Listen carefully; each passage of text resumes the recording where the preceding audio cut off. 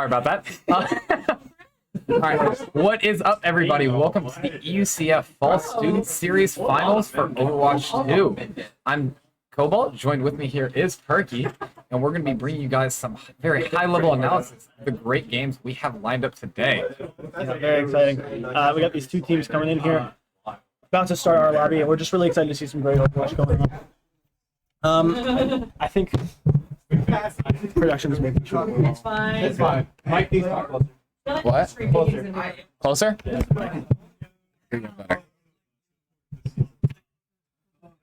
Great. Well, we're really excited to look at these comp matchups, see how these teams fare going in here. I'm really excited to see how these teams play out with the meta changing so suddenly recently. We have so many different things we're going to look at. It's a best of 7 series, so first team to 4 wins. We're just excited to get into this one. We got a lot of production value, a lot of people coming through. We got a great audience, so we're really excited to see this one come out.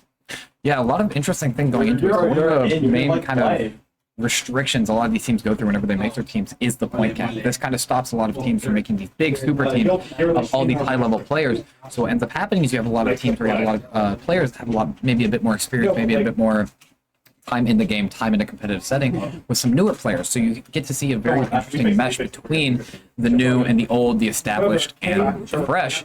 So that kind of, you can see reflects on some of the comps that come out, some of the strategies that come out where you have to mix that, both what's good, what's meta versus what's comfortable, what people prefer to play. Whenever you find that perfect balance, that's how you get a very strong team for a tournament like the one we're in right now. And we're going to see how these teams play. You know, these are obviously, as mentioned, are not full Grandmaster top tier lobbies. So we're going to see players with more comfortable picks and more comfortable compositions and characters that they're better on.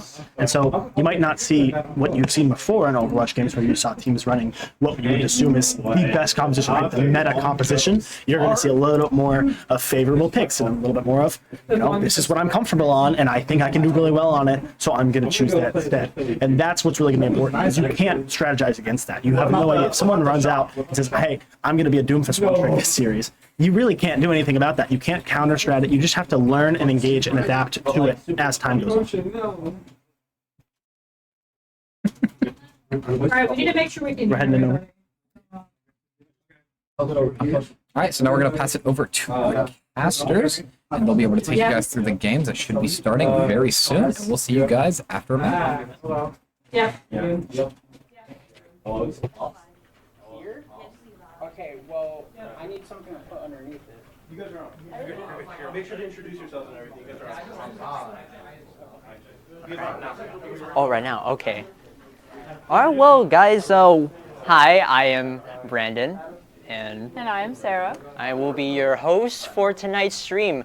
Seems like we're going to be doing the Overwatch UCF Student Finals right now, and seems like right now we're just waiting for the game to start. But how are we feeling about this game, Sarah? I'm feeling good about it. I like both of these teams we have lined up right now. Obviously, they had to be pretty good to make it to the finals. I'm hoping to see some comfort picks, though. I'm hoping that they don't stick 100% to the meta. Yeah, I kind of, that's actually a thing I'm kind of annoyed about when I'm playing my own games, that everyone's just playing like, oh, what's the best character? Everyone's running Bastion, everyone's running, I don't know, Kiriko's just really good as well. Like, I mean, no hate towards anyone playing today for picking those, Absolutely. but like if we see some meme picks, I would love to see how that turns out and be, you know, good content. So let's just hope that turns out the way we're hoping for. And well, even though we do hope for content to happen tonight, of course these teams, they want to win. Of course, like nothing wrong with that. So if they do play the meta, oh well, we go with it. I bet you they'll probably think of a good way to make it interesting anyway. Absolutely. Right now, I'm just hoping that it's a entertaining game. Oh yeah, no, it's a game. You're supposed to have fun. So of course, if you're not having fun, you know, why are you playing? So I bet you everyone's gonna have some fun. Everyone's gonna have a good time, no matter if they win or lose. Absolutely. For this particular game, I'm hoping for some big ultimates. So like chain ults, you mean? Like, Oh no, not ultimate dominoes. Just big kills ultimates. I'm talking 3, 4K ultimates. oh, so like a 5-man Zarya black hole type of thing. Absolutely. Alt combos too. I love a good alt combo. just run. I'm not sure if you've seen this, Soldier Kiriko ult put together is crazy. And I seen from what I know, I think Hobbs has been practicing some Kiriko. I can't confirm or deny that one. I think he is. So if that gets pulled out during this game, I'll be very happy to see that. I've seen that in my own games. I've seen that played firsthand. So if we see it in tonight's event, I'll be very happy. I'll be like, wow, that's a fast reload. That's some fast fire rate. Just very clean, very awesome. The teams we have going today are the Wife Leavers versus Boosted Academy. Wife Leavers, you know, I love that name. I love the choice and that particular team name. I don't know about you. Oh, that's a joke I make with my friends all the time. So having seen it become an actual team name is quite the spectacle. And it seems like we're starting right now. Seems like the first map is Oasis. Not really too sure how to feel about this one. Oasis is definitely a pick that they could have made. My favorite King of the Hill map would probably have to be Udon Tower. That's a great one. What I do like about Oasis though is that most of the sites are outside, which gives a lot of possibilities for, let's say, like a pharmacy, maybe an Echo, anyone who has a lot of aerial control, especially let's say Junkrat has a lot of just aerial possibility, just in the game, a lot of open space, and it's a lot less restrictive in comparison. And of course you have the amazing cars speeding down the highway for those meme plays. If I'm not even sure if that even works anymore, but it's always a nice touch. Absolutely. Environmentals on this particular map are hard to get, but if it could happen, I would love to see it. Yeah, seems like our picks here, seems like we are seeing an Echo from Kane here. Echo with Sojourn, very nice combo. And it seems like Sojourn is the pick on both teams for DPS. And there you go. There's Hobbs running Kiriko as I anticipated. Let's see if he can get some very nice plays in here. Kiriko with an Echo, Kiriko and Ana with an Echo is kind of interesting, but it seems like right now, I'm not sure which one's Life Weavers, which one is Boosted Academy, but it seems like Seba Sky and their team is running up on the higher angle, which kind of makes it harder for Kane to be playing Echo here. He can't exactly fly up because he's just going to get popped out of the sky. Oh, a very nice triple anti from Potion there. And it seems like, ooh. Okay. Alright, from the looks of it, it seems like Astro gets a nice double kill with his Nemesis form. Zay's looking pretty low there, and looks like Sky cleans up the kill. And I think that is a very nice cleanup, very nice take to start off the match. And I'm sorry, which one is Life Weavers, which one is Boosted Academy? I'm not sure which Life one's which. Weavers is going to be the one with Somero, and Boosted Academy is... Oh, okay, so left and right, got it. Okay, so, alright, seems like the Wife Weavers is exactly taking point very aggressively. That's a very dirty wall there from Sky, just zoning completely from... Oh, my audio just broke. Sorry about that. And seems like it's a very difficult take, but that's a very nice anti from Potion again. Seems like those potions are more offensive today. And it seems like a sweep has landed on the Astro here. And there we go. It seems like Data manages to take down the Lamp and Sky. And the Winston jumps in, cleaning up that kill. And it seems like Echo just burned ult to survive, but still didn't survive. Sebas gets a nice, clean railgun shot, which I think might be a nice cleanup for Boosted Academy, and that is a nice retake from them. Now we're 5-1. As far as the ultimate economies go, it looks like Boosted Academy does have quite a bit of an advantage over the White Weavers right now. Yeah, I can agree that that's a huge advantage, even though Kane just used his and it ended up being a bit of a waste, but it did end up leading to the retake, which is very good. And on top of that, his whole team still has ult, which is perfect. But it seems like Astro is about to pop Nemesis. It looks like he just popped his Annihilation form. He's going to kill everyone. Oh, Potion's looking really low here. Nanoing on Zay here on the Winston, about to jump in. Ooh, the railgun. Oh my god, the Overcharge gets a double kill. And Astro gets another double kill. A sweep. Oh my god, Astro is caught out completely. And Jesus Christ. And that, like we said about the ult economy, very good for Boosted Academy. A very nice takedown from both Admiral Kane and Data Bull, which just completely secures that fight for them. But now it seems like the old economy has almost completely swapped. Yeah. But I'm eager to see how the ultimates are used in this next fight. I know right now we only have Monkey and we're close to Duplicate again, but that could end up winning them that fight. Yeah, I think having, oh, and here we go. This ends now. Sable's is going in with the window, the railgun with the window. Oh my god, but she's no vision on anyone. Emerald's hiding. I don't want to get railgunned by a Sojourn with a window. But it seems like, oh my god, this Sky drops in the Blizzard. And there we go. Admiral Kane duping Ramatra, hoping to get that Annihilation Form. And he pops the Annihilation Form. Double Ramatra on the field. And oh my god, they just popped the Monkey. And there we go. Looks like a huge tank fight. And Sky gets taken down. Sojourn gets taken down. Oh my god. Jesus Christ. And this is a very close fight here. Zane's jumping in on the Moira. No blink.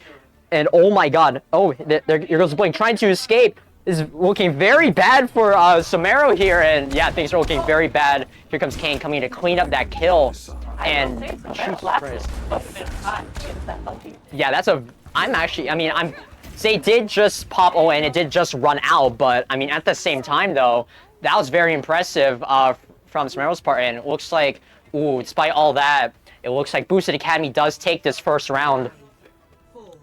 Absolutely, and like I said before, the Ultimate Economy was swayed a bit in the White Flavor's favor, but Boosted Academy managed to use theirs in a way that kind of made it so that the other team couldn't get any value. I know the overclock window did not get any value there because the entire team kind of walked away.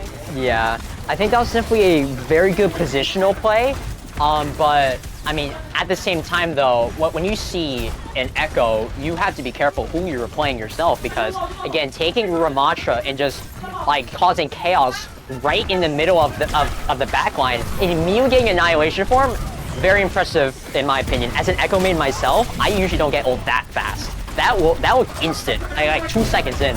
But let's go into this next round here. Potion, it seems to switch to Lucio. Hobbs has switched to a BAP. And it seems like another off angle is being taken by the Boosted Academy. Seems like they want to just catch the White Weavers off guard, kind of giving up their control over the center point. But if they manage to score a pick here, it might end up being worth it. Seems like big pick on Adam there. Oh, seems like the BAP diff is starting to come into play here. Hobbs takes down Adam.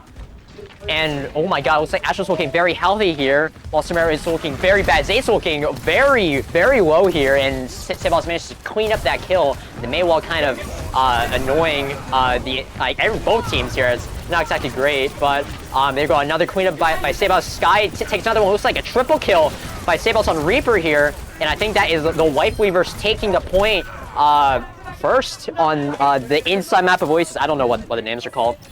But very nice take here. It doesn't really matter, just the inside part. That was quite a long fight, and it looks like people are building up their ults now. It's very close on either side for the ultimate economy. Yeah, with Window and the Earth Shatter up, and oh my god, it looks like the Shatter completely, it looks like it missed. Sebas taking him down, just an ult cancel. It seems like Samara pops Coalescence, just causing just general chaos. Hobbs goes down. Oh, looks like Admiral trades off, but Astro cleaning it up with the knife, double knife kill, which is very, very clean. Absolutely.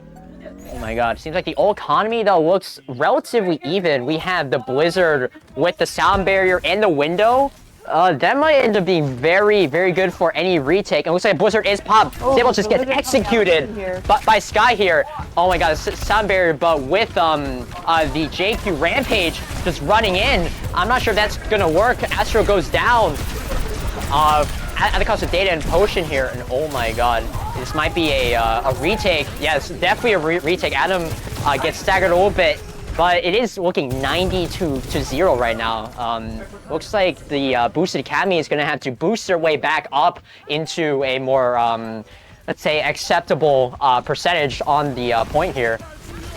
Absolutely, but having such a high percentage gain over the other team doesn't always mean that you have very much. Right. It seems like Sebas gets another pick. Oh my god, the railgun goes off. Oh my god, a double kill! With the Death Blossom, oh my god, the railgun Oh my god, the Overcharge gets a double kill as well as the Death Blossom. Another clean double kill from the Waifu Weavers here. Second time this game they've done that. It looks like Boosted Academy really cleaned them up there to regain that point again. It does look like they're going to be able to touch, so we'll have one more fight here on this point if the Light and the White Weavers can't manage to take it back. Yeah, but it seems like Sebas in the lamp from Adam seems to be saving the game right now, but oh my god, not all hope is lost. Oh, looks like all hope is lost apparently. I was hoping to get a bit of a chance here for the Boosted Academy, but it seems like we are bringing the score to 1-1, which now brings it to a tie. It seems like this is not going to be an easy game as any team has anticipated. Absolutely, this seems to be a very close game so far, which I absolutely love. I much prefer when the games are close to when someone's getting absolutely swept.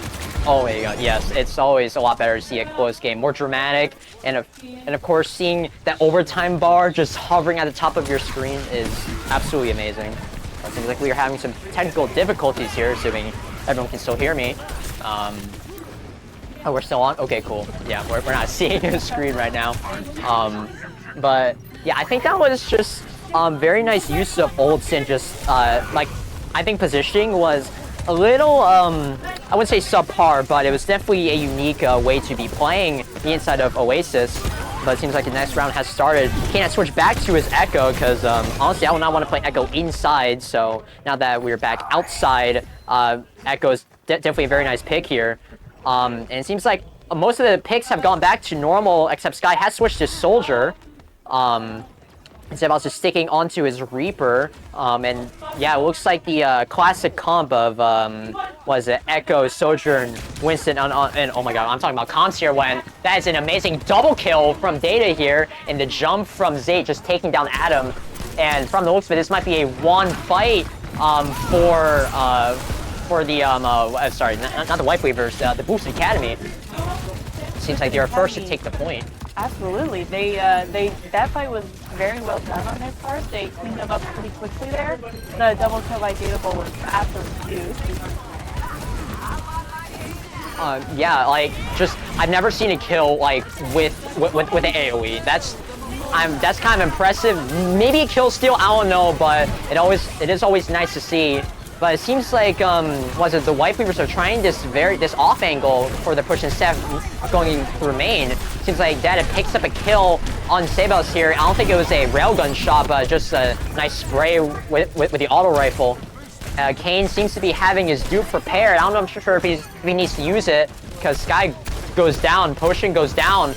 Oh, it looks like Sky actually jumped off the map, but now this looks like a pretty close fight. Samaro popping the coalescence, keeping everyone alive, just killing everyone, and there goes the Kiriko ult, just shutting down everything. Astrax is survived by himself, and the only thing helping him is Moira. And Zay just jumping in, actually getting hit by a trap. Sky's trap just pinning down Zay's ultimate for the time being, driving really low. And oh my god, it seems like despite all this might be a safe play by Boosted, just holding the points somehow, some way. They just completely take down their opposition, and it seems like there's no hope to take this point. I think they might win this round. This first round, they might take this for free. Well, I won't say for free, but I mean, this is looking pretty clean, very solid. That was a very back and forth fight there. At many points, I was wondering who was going to end up winning that one. Yeah, but it seems like Zay just got jumping in with the Ana Nano, and he's not gonna be dying anytime soon. Oh, but the window from Adam, and is that a Reaper ulting, getting a double kill? Once again, Samuel's getting a double kill, saving the game, and Astro taking down Kane, Data securing the kill on Sky Mirage. And oh my god, what an amazing retake by the White Weavers, saving this round. They might be able to pull this back completely, but with Kane getting his ult very soon, this might look very, very difficult. But I don't know, Riptire with Coalescence might get a nice team wipe here, might get a nice ace, but we'll see how the positioning plays out for this next fight. Riptire could absolutely be huge, even if it's just one pick that could turn the tide of the entire fight. I'm interested to see how Admiral King's going to use his dupe here. who's going to go for. I think last time they went for the Moira, if I'm correct. Yeah, oh, looks like this might be a nice pick by Astro. Traded off by Kane. Ooh. Traded again by Sombrero. Oh my god, Zay popping the monkey. He's gonna kill everyone. Oh my god, the shield goes down, the jump is up. The coalescence has been popped, and here comes the Kiriko ult. The Kitsune rush, and combined with the, oh my god, with the Winston. But despite all this, Astro on Jake, you just completely saving and staying alive. The adrenaline rush from the lifesteal is completely enough to save him for the time being. It might be enough to get his team back into the fight. This guy still has his tire. That might be all he needs, except, oh, looks like Kane has duped the Tracer. And oh my god, the trade. So Somero takes down the ult, and it seems like Kane finishes off by retaliating with a nice double kill. Laser beam into a Tracer. Very surprising. And oh my god, it looks like the Rampage is dropped, and I don't see the screen anymore. Oh, that's awkward. That was looking very nice. I can't see anything. I'm sorry if you guys can see anything. I cannot say anything right now. We're having the technical difficulties on our end. Looks like we're back. Oh, looks like the game just ended. I'm not gonna lie. Something tells me that it was the Boosted Academy that should retake that. Well, is that correct? Yeah. All right, that game was very eventful. I absolutely loved that last fight. The trading that was going on there was crazy. We're going to take you over to the analysts now so they can explain to you the nitty-gritty of that particular match. Yeah. And welcome back, everybody, after a fun-filled 3 rounds of Oasis. Now, here's your analyst desk, and we got a couple interesting things to say. I mean, I'd say the first thing I'd like to mention is a lot of compositional choices between the two teams. A lot of comps you really don't see in a lot of these more structured tournaments where a lot of higher-level players are, and that kind of plays into that point system. Maybe for people want to talk about that a little more. Well, the May in the first map was really interesting, but we're going to really pinpoint that final map, that Junkrat swap, which really could have been a difference maker if they'd been able to use a Riptire. Riptire, we're sitting on for a while, can't get a really good timing. That's the problem with that character in the current meta, right? You don't really have a lot of timing in these fast-paced fights to get these Riptire ultimates off where your body is stationary and you're trying to get a different ultimate off. So you really lose a lot of your speed and your capability to engage against a composition that isn't really focused on playing slow. That team wants to push into you, right? And you're not really able to use the Riptire because they're just going to constantly be pushing you, and you don't have any time to just sit and relax. So that composition choice might have been the difference maker, that individual choice. But either way, they both played a phenomenal map. I mean, that was a great close map. Almost came down to 99.99 on map 3, so can't complain. A lot of those rounds in particular, especially you saw coming down to like these really close ult fights near the end of it. A lot of the teams kind of vying for that position on the point during a lot of these fights, especially if you look at the Garden's point. You had a lot of like very back and forth, very extended fights, especially one of those last fights where you saw the only reason that it came up for Boosted Academy was because Kane comes in, kills 3, living by the skin of his teeth, getting those dupes at the perfect time. And you're playing characters like Echo, Moira, Junker Queen, Winston, characters with ultimates and abilities that just keep you going in these fights, right? Those extended fight characters where you can get natural health, characters where you can extend your health, get yourself overhealing, right? Those types of characters really make these fights super, super long and can just keep you going for long periods of time. So in that matchup, you're really focusing on those DPS characters trying to get cleaned up kills. Kane did a great job on the Echo, trying to just stay alive in those fights as a flying character, playing against, Reaper Soldier, trying to keep himself going. It's just incredibly hard, but they did a great job at it, and they end up with a win. So yeah, I mean, going forward, especially for Boosted Academy, I think they might have learned their lesson, maybe trying to keep Kane on those flying heroes. Kane definitely known as a bit of a flyer one trick, as some refer to him as, While the May looked good, he looked a little out of his element, a little out of the water, but putting Kane back on those flyers, he was able to wreak a lot of havoc, especially against comps like the Queen, a lot of tanks that really can't contest that Echo in the air, especially when supplemented by having something like Data on the Sojourn, playing those off angles, making sure the pressure comes in from all sides, really stopping that team from ever getting the chance to go in, press W, get the value that she wants to get. And, it's all about those compositional choices. That's the first choice you get to make upon loading into a game is, what are we going to do? What do we think our enemy's going to do? And how are we going to be able to outplay them with the cards that we have? You have to highlight someone like Zeit here on the Winston.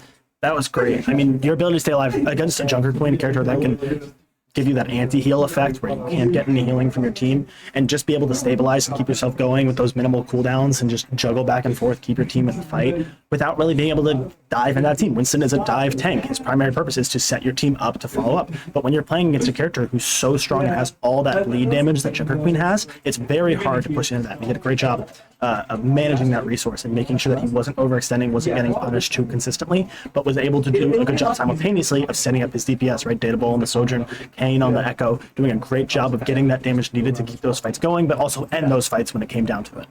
And another player I'd like to look at is Sebastbot. On that Reaper, those Reaper plays were definitely very scary for Boosted Academy. I mean, a lot of those times, you know, once he got that Blossom online, he's playing very, very sneaky, lurking around those corners, trying to make the value, make not even the ult itself, but the fear of having that ult online definitely forces the opposing team to play a lot very differently from how they would play normally, because one bad positioning mistake on the side of Boosted Academy and their entire push is gone just with one press of Q from Sebast. So you definitely have to highlight that Reaper pick, especially whenever playing into something like the Winston, where, you know, Reaper's kind of one of those classic counters that every player knows, trying to be able to stop that Winston from getting his value. And especially once you get that Blossom online, that's probably kind of one of the main reasons you want to run the Reaper, is when there's not much defense against it. You really just get to go in and get free value, and that happened a lot of the fights where you see a Blossom open up, get 2 picks, A lot of individual kills too. He just found random kills. Yeah. There's probably 2 or 3 of those where he just found a kill out of nowhere. Yeah, you know, being able to force the C's. I know at one point you had Admiral Kane on the May. The moment he came out of that ice block, all the Reaper had to do was walk up on him, and he's already sent back to spawn. So it makes it really hard for Boosted Academy to kind of position around the Reaper, especially when it seems like they're very comfortable on the Winston pick. Being able to kind of force the opponent into those uncomfortable situations is what Wife Leavers is probably looking to do to try and bring the series home after going down a map. Yeah, and from experience, you kind of know that in those long control maps, you really learn a lot about the other team. Right? Control is one of those map points where it's the first map, so you're learning a lot about what the other team likes to play and how they like to play. But you really, in those long 3-round brawls where you get to 100 for both teams, you learn a lot about, okay, here's how they switch even when they're going into, okay, it's 99%, here's how they're going to swap when it goes to overtime, here's how they're going to play this when it gets to a big ult economy fight. You learn so much about them that you can go into your next map, and even if you're the losing team here, you're obviously not crying about it. You're down 1 map and it was a really close one, but you're able to say, okay, now we know going forward, this is what they're going to swap to, this is what they're comfortable on, this is what they liked playing, at least on control, and going forward we can at least know that information and use it going forward to continue to elevate ourselves and to go forward with more information and continue yourself along that path of just being able to learn so much information about the team where you can finally get to a point where you know the composition you want to play. Definitely. I mean, Control is one of those very, very strange map types in Overwatch where you'll see a lot of teams. When you see a team that looks like they're, you know, bound to win 3-0, and a lot of the times you see Control definitely makes it seem like both teams are a bit more even. Control is definitely a very strange kind of map type where you'll see a lot of teams win, and then they'll either be able to keep that momentum throughout the rest of the series, or they'll fall flat right after. Definitely being able to keep that momentum, keep that power, keep that energy going past the Control map type. Even if you're down, being able to pick up that momentum, being able to pick up from that loss is definitely what's going to try and, you know, dictate the rest of the series. And it looks like we're probably going to be going back to Esperanza for our push map next. Unless I'm being lied to.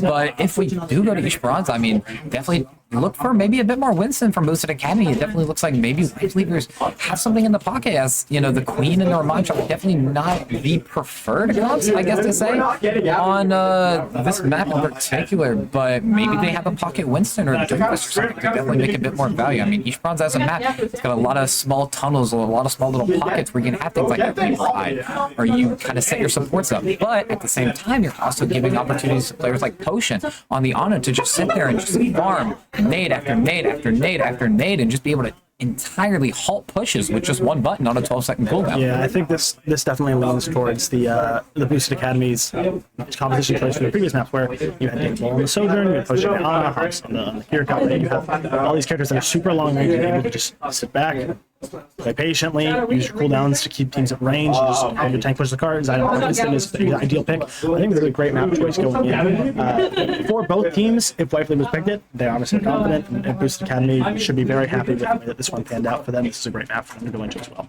Oh yeah, each branch just a push map in general, you know, the push type definitely, you know, when it came into Overwatch, a lot of players were not too sure how they felt about it, but, you know, being able to Push is very strange in the way that fights can just turn entire games, and huge lead 5 minutes later can end up in a loss for a team. So when you play on a push map, especially one like Esperanza where there's a lot of high ground control, a lot of like very special points where teams want to hold on to, being able to hold those small positions that will help you snowball into a lead is probably going to be what both these teams are looking to do to try and bring home a win, maybe even out the series, or continue their lead if you're Boosted Academy. Yeah, it'll really end up on being which of these teams can manage their ult economy better. Right, these teams are going to definitely have to manage themselves. You're going into a map that is a very, very, very much turn on down structure, right? Control a little bit harder to flip it. You have to win multiple consecutive fights when you're on the back foot to take back a control map. On push maps, you can do a little bit more just by winning by yourself when you just consecutively take your fights and you win well with your ult economy. Alright, so it looks like we're moving into the map, so I believe we're going to pass this over to our panelists. In just a second, we'll see you guys on the other side of this map.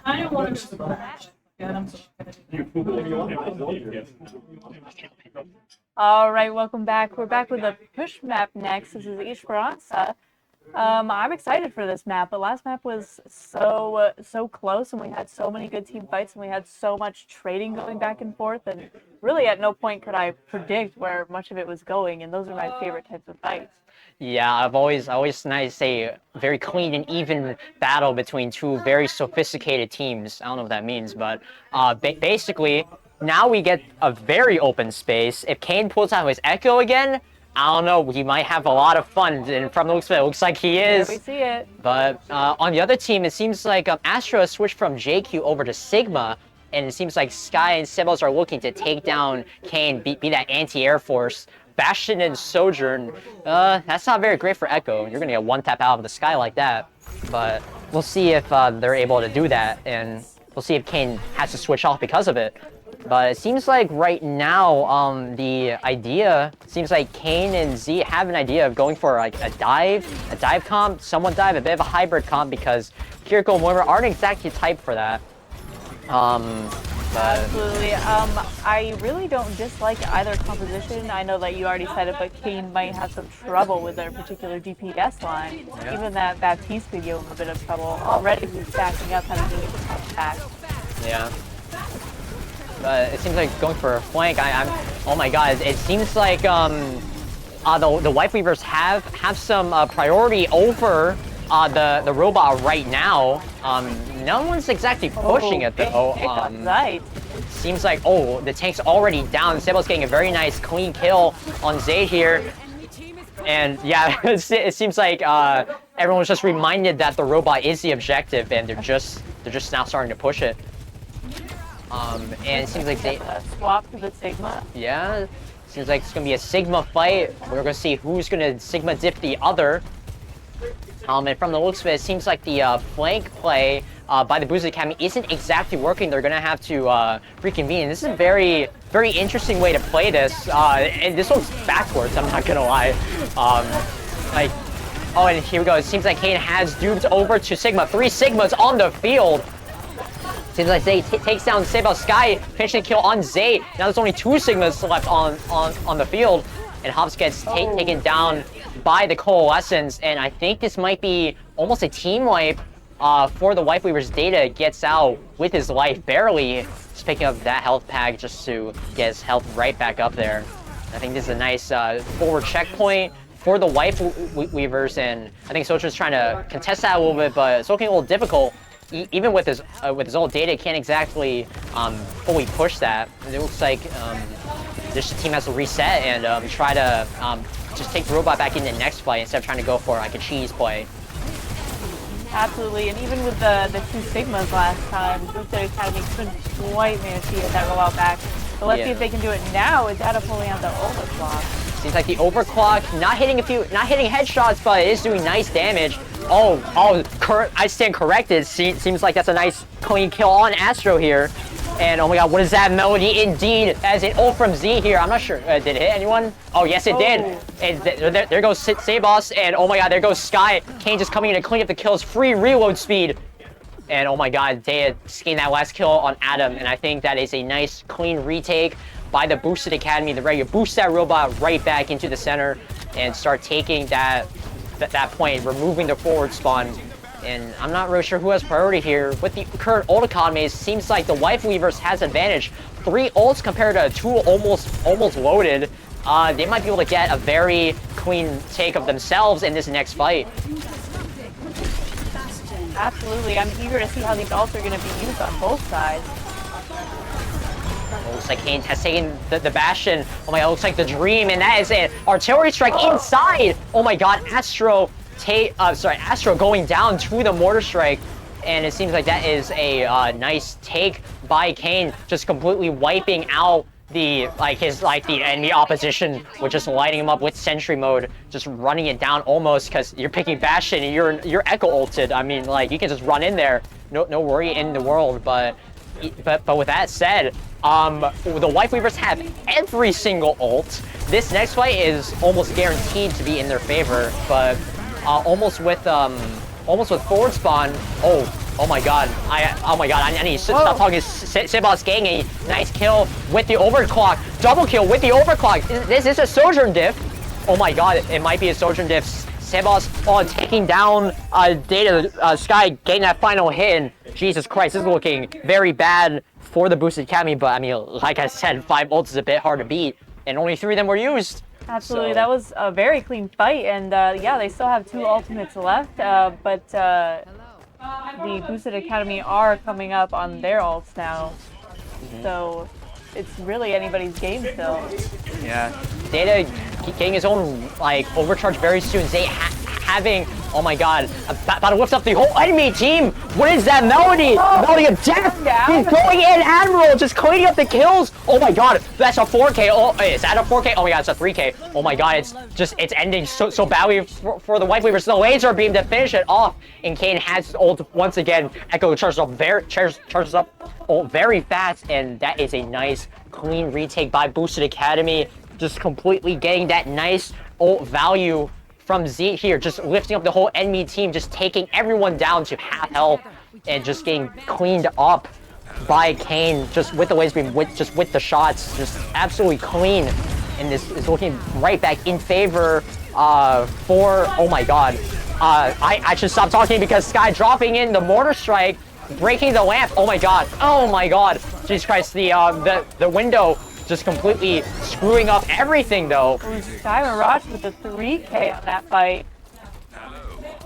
Jesus Christ, I was losing track of everything in that scenario, but it seems like the Wife Weavers have completely taken back control of the robot. I think using it two of their ults, I think they still have a few charging up. Kane seems like to be the only one who actually has an ult prepared. I think Data just used overcharge, so unfortunately they lost that, but I don't know, Kane might be able to get a very nice play as Sigma if he chooses to ult him, or get a very nice railgun charge if he decides to choose Sojourn. I mean, if you're playing as Chat GPT, you can choose anyone. You can do anything you want. And it seems like Kane is taking the Bastion, just running it down, just spraying everyone off of the face of the earth. And oh my god, nice. The Bastion dip, just taking down Mirage here, and it looks like the mortar strike does go through, but Astro getting a nice double kill, popping Annihilation, but Kane just completely cleaning up everything else. This is looking very even here. Z versus Astro. Astro goes down. Z barely survives that with no supports left, and that is a very close but clean retake by the Boosted Academy, and I think they're able to push this robot even farther than they have ever before. Absolutely. It looks like they do have to wait for their support to get back before they can go any farther, though. They were all pretty low after that fight. It was so close. Yeah, but now is he having his pull once again? He might be able to get, if everyone gets calmed up, he might be able to get a very nice pull. And looks like his Z shield just got wasted by Bastion, just completely melted down by Sentry mode. Oh, looks like this sounds like a Baptiste window gets popped by Hobbs here. Very interesting decision. Sebas on the flank, trying to screw up the angle. Looks like it works. Astro coming in with the assist. And oh my god, Z coming in just to counter with the ult. The rock goes through. Casino Rush is ready, but I'm not sure if anyone's going to pop it. Z gets a nice punch kill on Sebas, finishing him off. And oh my god, this might be a nice kill on the Bastion. Hobbs finishes the kill. Just Baptiste damage. The getting kill on Adam. Just cleaning things up. And I think that is a nice... Oh, wait. I was about to say nice push. Asper's just pushing the robot. It looks like a back door, ladies and gentlemen. Oh, it looks like Kane's finally realized his team's mistake, but Nemesis 4 might be able to save it, but with no supports, that's looking very, very difficult with the entire team staring him right in the face.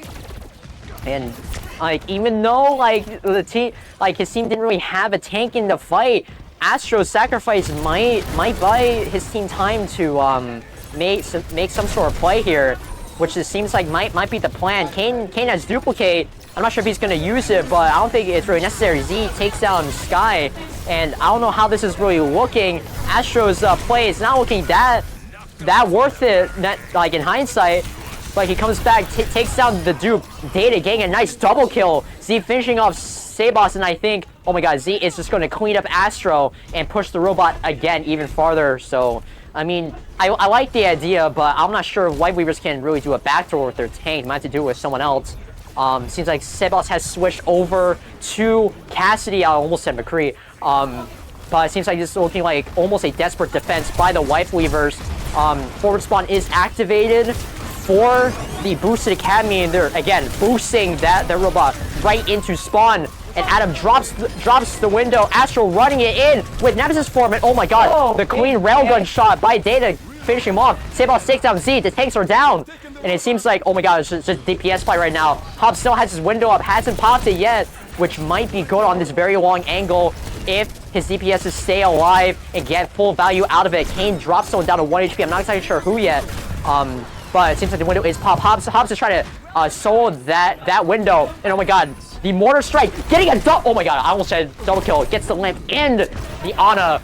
Just a very clean artillery strike. You don't see those very often. It seems like Hobbs has to run. 10 seconds left. It seems like from the looks of it, the Wife Weavers have taken the robot back in. Despite this, they had to shove this into overtime. 30 meters left to go. This is looking a little difficult. And with Kane taking down the lamp, things aren't looking that great. Nice anti from Potion here, but Potion's not looking very healthy himself. And it seems like Kane and the rest of his team are going to be running it straight in. Data with Kitsune Rush, just getting nice railgun shots. Sky taking down Potion and the lamp once again. This might be a retake to finish off the game. Oh my god, Jesus Christ, Sky just getting a nice double kill on Admiral, an Admiral Katie Dateable. Sabos finishing off the lamp, and oh my god, that looks like a nice clean one fight by the Wife Weavers. Astro just cleaning up with a nice double kill with Nemesis form. No, not even Nemesis form. He just laser beamed Z to death. But now, like, the game is completely flipped. 30 meters to go. Now it's about 2 meters to go. Potion's down once again.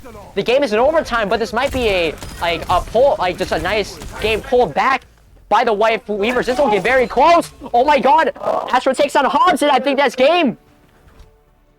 That was a very, very, very large comeback with the Wife Weavers there. They were the Academy had the lead quite a bit, and they pushed it all the way over. I'm very impressed by that. Yeah, and let's take a look at this play here. It looks like it is Z's massive pull earlier that got played. Very impressive positioning by him, and just an amazing ult pop having his team clean up. But I don't know, that was just a very close game. I did not think the Wife Weavers could pull that back so quickly, so cleanly. Like, absolutely. What I want to mention is just the sheer difference in how the fights during this particular map were so quick to be over. Not really many super long team fights, whereas last map they went on for quite a bit, having pick after pick after pick on either side. Yeah, but I mean, like, just having both teams having like a Sojourn trying to get like railgun headshots. I mean, picks you would think would be more common, but it seems like both teams here kind of know exactly how to play against those very nice picks. And I mean, just as we see there, it was all about positioning. It seems like a lot of flank plays were attempted, but they didn't exactly work. But I mean, Astro made a very risky play earlier by just pushing the robot by himself, trying to buy some time, knowing that his team wouldn't really win the fight with where they were. He tried to make something work. Didn't really work at the moment, but I mean, it worked out in the end if you think about it. So, I mean, it could just be like an overextension from Boosted's part. I mean, they might have gotten a little cocky thinking like, oh, we got this. They have 30 minutes left overtime. I think we'll win this next fight. But just with the way the ults were played out, it just, I mean, like, it just fell apart so quickly. and it was just a very nice comeback. I think that leaves it 1-1 for both 1-1. teams here in total. I think it's first to 4, so I think we're going to be here for a while. Yeah, I hope so. I hope this is a really close series on either team. Yeah, I mean, of course, I have no bias, so I just hope both teams win. Both teams seem to be deserving this win at the moment. Not really sure what the next map is, but I mean, like, you got anything else to say? I think I said my piece about this one. Yeah, I think now we're going to be able to send it over to the analysts, and they can chat more with you guys about exactly what went down. Yeah. And welcome back, everybody, after a very exciting map of Esperanza. You know, those reverse sweeps, you really got to look out for them on push. Definitely a couple things really stood out. Another very interesting map. I'd say probably the number one thing I want to talk about is the tank picks on the side of wife levers. They swapped over a couple times, and it definitely kind of shifted their momentum towards that win they got near the end of it. Yeah, the Sigma matchup originally was very strong for both teams. Maybe they didn't feel like they were really winning out as much as they wanted to, so swap over to the Ramatra, which is traditionally a good counterpick to the Sigma, just currently not super strong in the meta. But the Sigma matchup was great. The Bastion was working very well. Sojourn was coming out really strong. Both teams choosing to run a double flex support backline. We ended up seeing, what was it, Baptiste Moira versus Baptiste Ana or Baptiste Kiriko. Like, very interesting support compositions. But that Sigma matchup really was super interesting for that first section of time before the swap over to the Ramatra. And I think that really set the tone going forward. And then as the map progressed, they realized they wanted to switch over to the Ramatra, and then you end up taking it. So can't complain. Yeah, I mean, definitely that Ramatra pick definitely seems a bit more comfortable on the side of Ostrova. I mean, don't get me wrong, they're still going to look good. That one amazing rock out of the flux on the Zeit had the entire room in awe, but definitely swapping over to that Ramatra, they feel a bit more comfortable, and it's definitely very clear they put probably a bit more hours into that hero. But even if the hero's not very good in the meta, especially in a tournament like this one, you can really make it work if you're ready for it and your team's ready for it, especially getting supported by things like that Baptiste and that Moira. They can really keep that hero going throughout the fight. Definitely shows a very strong team composition, leaning toward maybe trying to lean into that Ramatra a little more going forward. Another thing, though, I want to point out is the fact both teams here seem to be a little scared of running the Lucio. The Lucio being absent is a little bit of a question here going forward, right? Because you've played control and now you've played push. The two map types where you would see a lot of Lucio coming out, character that is really strong with these tempo-based fights where you want to swing it with a strong ultimate like Sound Barrier and pull the fight in your favor to win an objective, right? But no Lucio. Now you're heading into another map type where you're not really looking for a Lucio necessarily. You might head into the double flex support. So these next couple maps, we're probably not looking to see the Lucio as much. We're a little more surprised to see it here as opposed to the double flex support. But interesting to see that both teams were a little scared of it going in from these first two games. Yeah, I mean, especially considering Lucio, definitely, the main support stable. But one thing you have to keep in mind with that hero is, especially whenever you want to run characters like the Ramatra, a lot of those characters, a lot of those brawl characters, a lot of those rush characters really need that speed to become effective. So I'm looking at maybe on the side of Wife's Levers, if they want to choose to run the Ramatra, maybe they will lean into that Lucio, because all Boosted Academy has to do on a map like Hollywood is run something like that Sigma, run something like a full poke, like an Ana, a Zen, a Kiriko, something to really just put the pressure on as we go in, and that Ramatra is just going to get walked on. Yeah, you're going to have to look to lean into it, really, right? If you lean into the Ramatra and you really want to make it work, you got to touch the Mei, you got to touch the Lucio, you got to touch these kind of characters that are really good at keeping that Ramatra alive and stable in these fights, because you really can get value with those punches when you get to low health players, but you're going to have to lean into that composition. If they don't do that, I would see that Sigma composition really blowing. Another thing I want to mention, though, is bringing Kane back out on the flyers, once again, proving the point that maybe Kane's just a little bit more comfortable on the characters like the Echo and the Pharah. I think one fight that really surprised me was whenever he duped Bastion and ends up bringing the fight home by himself, flanking with the Bastion, and they just weren't ready for it. It's not something you come to expect from a hero like Echo, coming behind you as Bastion and being able to get an ult off that quickly. Definitely, maybe trying to lean into the Echo with that a bit more on the side of Boosted Academy, especially on a map like Hollywood. You have a lot of really tight corners that the Echo can play around if she wants, but at the same time, those can also zone her out and stop her from being able to get really strong positions against a hero like the Ramatra, who doesn't want to take that poke while they go into the fight. Yeah, we'll see if the Echo stays true here on Hollywood. It was Boosted Academy's pick, which is interesting to see that they can lean into a map where Echo is typically strong. You have a lot of high ground presence, but that high ground presence is very easy to attain for every character, right? You have those platforms that you can choose to go up and go down. So you're not really looking at an Echo here as a very strong pick. I would say it's probably about as good as it is on Esperanza. So we'll see if he leans into it again. I wouldn't be surprised seeing how much we've seen of it so far, but this would be the map where I would say, okay, if you're going to deviate, now is the time to deviate and show that you have another look to give to the other team, right? You just lost a map, you picked this one, clearly you have an idea of where you want to go here, and let's stay away from the Echo for now. They've seen what they can do with it, they've seen how to counter it, they beat us on a map with it. Let's see what else we can do and see if we can win a map on our own using our strategies that don't involve the character. Yeah, Hollywood's definitely going to be a very interesting map for both teams, as both kind of teams lean into comps that really don't seem to show themselves to Hollywood. I mean, just going into it straight away, I'd say the advantage probably does lean into Boosted Academy a bit more, having Zeit, somebody who likes to play characters like that Sigma and that Winston, you know, definitely a bit more stronger on Hollywood, where you're trying to set up dives on these multiple high grounds that can really dictate the map. White Flavor's not looking too comfortable on the poke comps, like, you know, they have on things like the ramp. So maybe on the side of White Flavor, they're just trying to play damage control. They're fine taking a map loss here if they can go into their map pick and maybe start that momentum up to try and clean up the series. You could even lean into, if you're going to start talking about esports, right? We didn't see Lucio. We want to see more Lucio going forward, but right now, not super interested in it, especially in Hollywood. But seeing like even like Mercy or Brig is not a surprising pick here. If you leaned all the way into a Pharmacy, Echo or Mercy Echo composition, I wouldn't be as much of a hater on it. I think it's totally got some viability there, because you can play like a hit scan DPS on the high ground and an Echo. That Mercy has no value at that point. But you've shown so much double flex support. We even saw Moira coming out, which is a very uncommon second flex support pick. Normally that's played strictly next to Lucio. So seeing that come out would be interesting again. I would honestly like to see more main support come out here and see these teams slow it down a little bit. Yeah, I mean, going to these double flex comps, a lot of very interesting things happen, because the thing is, when you run those double flex comps, you trade a lot of sustain and a lot of damage in exchange for you kind of lose tempo within the fight. A lot of those main supports are very specialized in what they do. Lucio helps control the tempo of the fight, or you have somebody like the Brig who might try and help somebody like the, you know, Potion on the Ana. Potion definitely looking a bit more comfortable on the Ana, definitely something they'd rather play, but not having somebody kind of known for a Brig, because Hobbs, for those of you who don't know, is a main or a flex support player.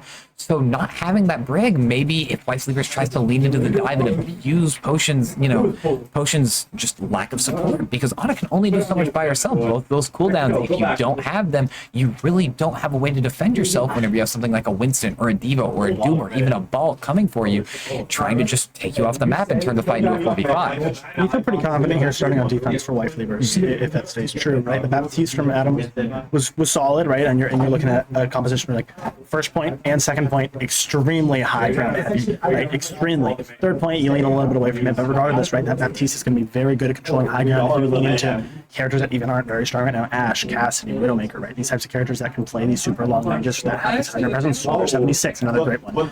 Those types of hit scan characters can absolutely do a good job of negating that Admiral Kane Echo, that far potential even, right? On offense, you're more likely to see it on defense, but on offense, if they chose to pull it out, okay, well, we have all this high ground, we're just going to naturally use our defensive advantage to overtake you, and you can't run this comfort composition that you've been using for so long now. I definitely say one thing to look into as well, if you're on White Flavors, maybe you want to take advantage of Dateable. Definitely seeming like she's a lot more comfortable on the Sojourn, not really seeing any other picks. Yeah. Maybe trying to go in, take advantage of being stuck on that Sojourn, maybe force Data into a spot she might not be as comfortable on, might be able to give White Believers a bit more advantage within these fights to help take care of players like Admiral Kane or even Potion with these big anti-nades, or even Zeit, who's just kind of getting his way in the backline whenever he goes for these dives. Being able to kind of pick apart Boosted Academy's comp, kind of find out where their weaknesses is probably going to be where White Believers is going to look towards to keep their momentum going up through this series after that reverse sweep on push. Yeah, you can definitely lean into the Ramacho rush. If you're willing to play the Lucio here, I think you have a really good chance, because you're seeing Dateable only playing the Social. You're seeing Admiral Kane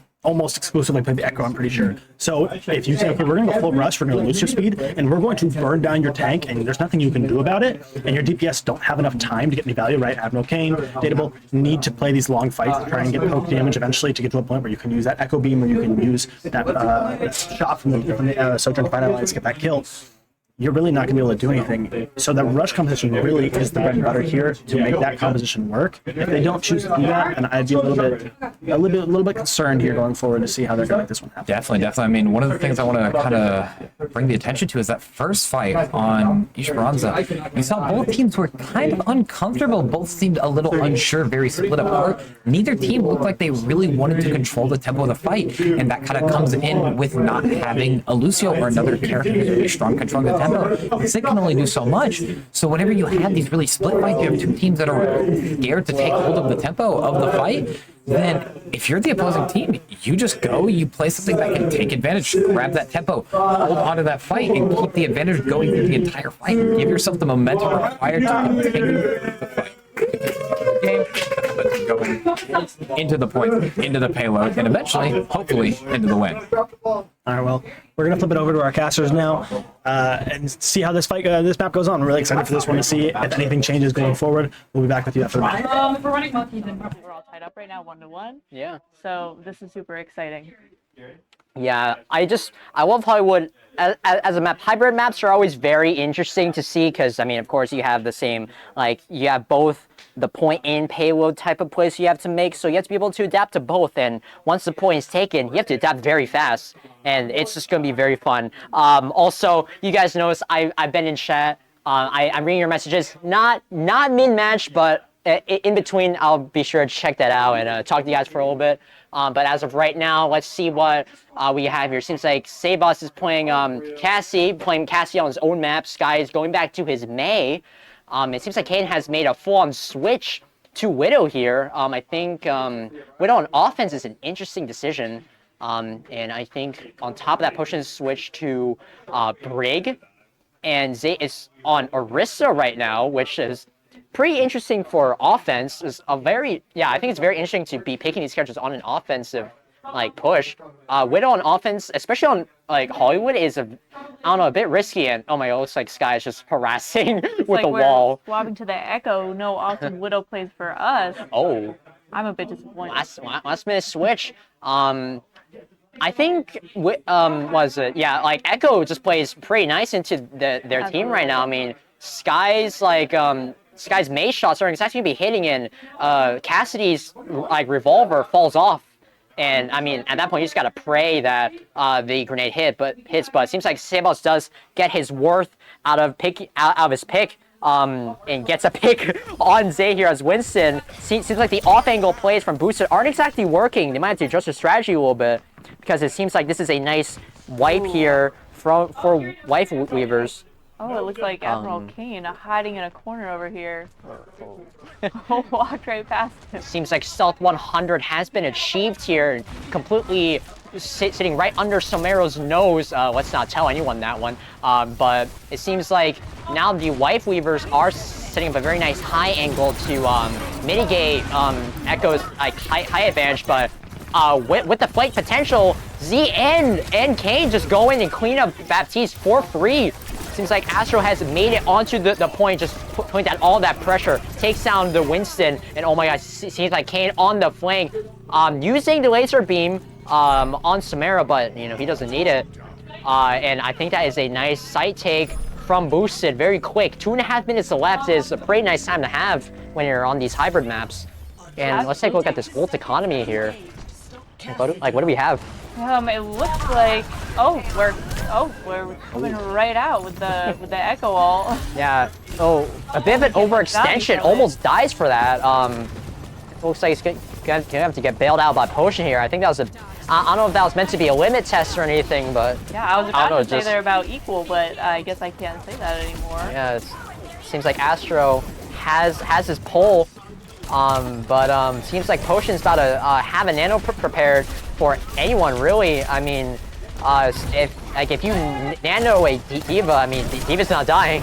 But it looks like this high angle approach from here, and oh my god, like I said, the nano on D.Va just running right in there, trying to take down everyone. The Sky goes down, the lamp goes down. Oh my god, Potion is straight off as an exchange, but Z is rushing the backline. It seems like they'll always prepare. I'm not sure if he's going to use it, though. And yeah, he's going to use the ult. The nuke just goes off. Doesn't kill anyone, but it does the job all the same, pushing everyone away from the point. Except, actually, no, I stand corrected. No one's pushing the point. It's just a straight-up skirmish out here in the middle of the path. And Z almost dies for that play, and I think everyone forgot about the point again. Yeah, that was very interesting. They definitely could have pushed the cart a little bit more.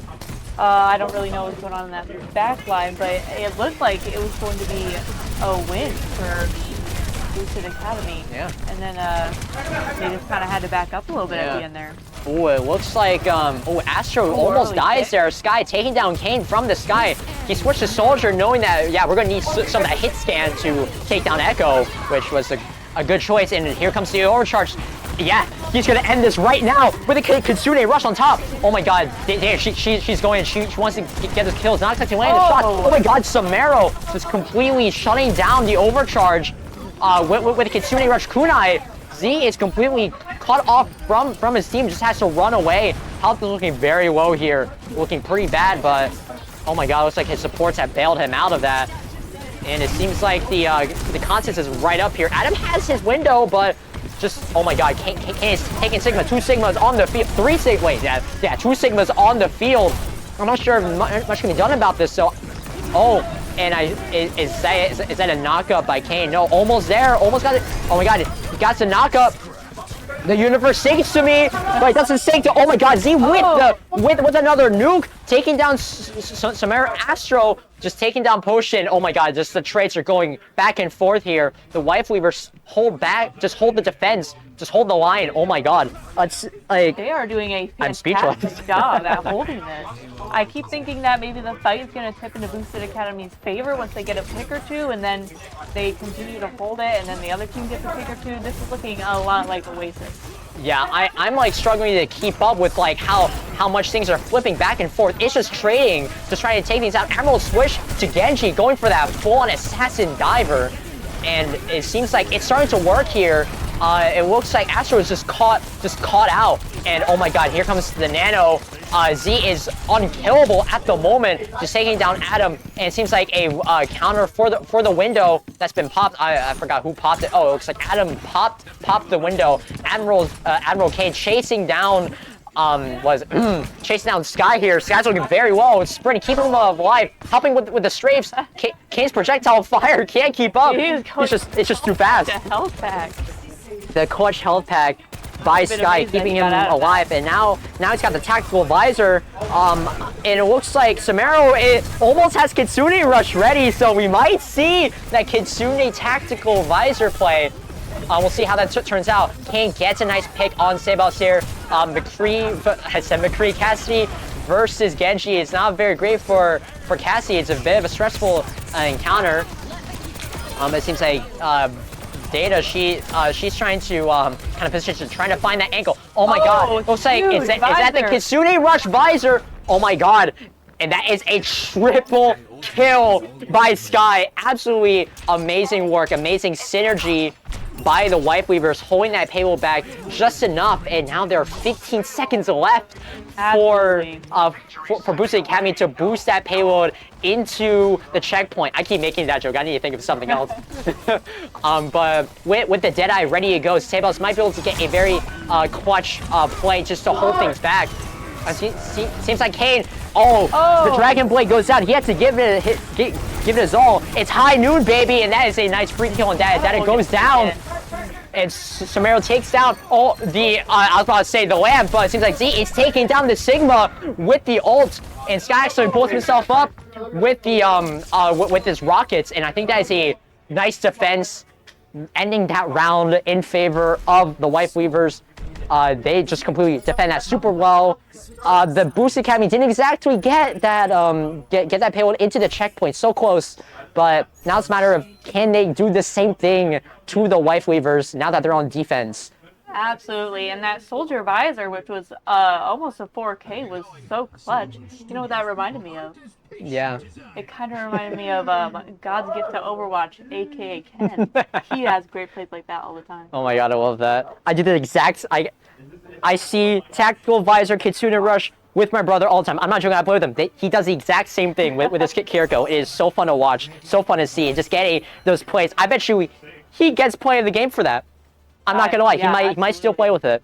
Unless somebody else can get an even crazier. Yeah, but reading chat here, it seems like we're having Star Wars references in the chat, even though it is way past Star Wars Day. It's always nice to honor the prequels like 20 years into the future. But from the looks of it, now that Boosted Academy is on defense, Kane can't exactly play Echo as effectively. Being an Echo main myself, playing Echo on defense is very difficult because Echo is definitely more of a diver. I mean, of course, Echo can technically do anything. You're playing Chat GPT, you're very adaptable. You can do anything on your team, but it's a lot easier to dive when you're on offense because, I mean, that's kind of your job. But now it seems like Kane has realized this. He also knows this fact and has switched over to Bastion and is trying to get a very nice angle on top of the balcony here, just like he had to deal with when he was playing offense. And with Z on Ryan, defending will be very, I wouldn't say easy, but a lot better. And it seems like a new champion has entered the arena. Sabas is playing Sombra with the rework. We actually haven't seen this yet, this match. So I want to see how the Sombra rework plays into our teams here. And I think everyone is starting to adjust to that, to this rework. After all the growing pains that passed, I think everyone's starting to get used to things because from the looks of it, Sabas hasn't exactly gotten a pick yet. But I mean, just with the way things are going, I think the push is a lot easier for the White Weavers there. Shoving all the way through Z is looking very low here. It's not looking great for him because that wall completely messed him up. But it seems like his own wall from Data has just saved his life.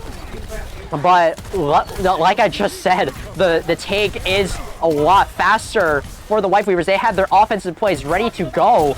But with Sabas down, completely picked off by Hobbs' headshot kunai, this might be a nice defense, a nice clutch defense by Boosted Academy here. That was a very, very close fight. Like you said, Zeit almost went down there, and I got to give props to Potion and Hobbs there for keeping him up. It was very close. Yeah. But let's take a look at these ult here. 4 ults on the side of Boosted, but Admiral Kane drops the ult, and oh my god! It's like they're all coming out. The lights have been turned out by Samara. That is a nice 4K. The hack into the clean ace on Boosted Academy. I can hear in the back here. They sound very happy about that. And that is a 2-minute point take by the White Weavers. A bit slower actually than Boosted Academy, but a clean take nonetheless. Gotta love a team ace. Seems like they only used 2 of the ults.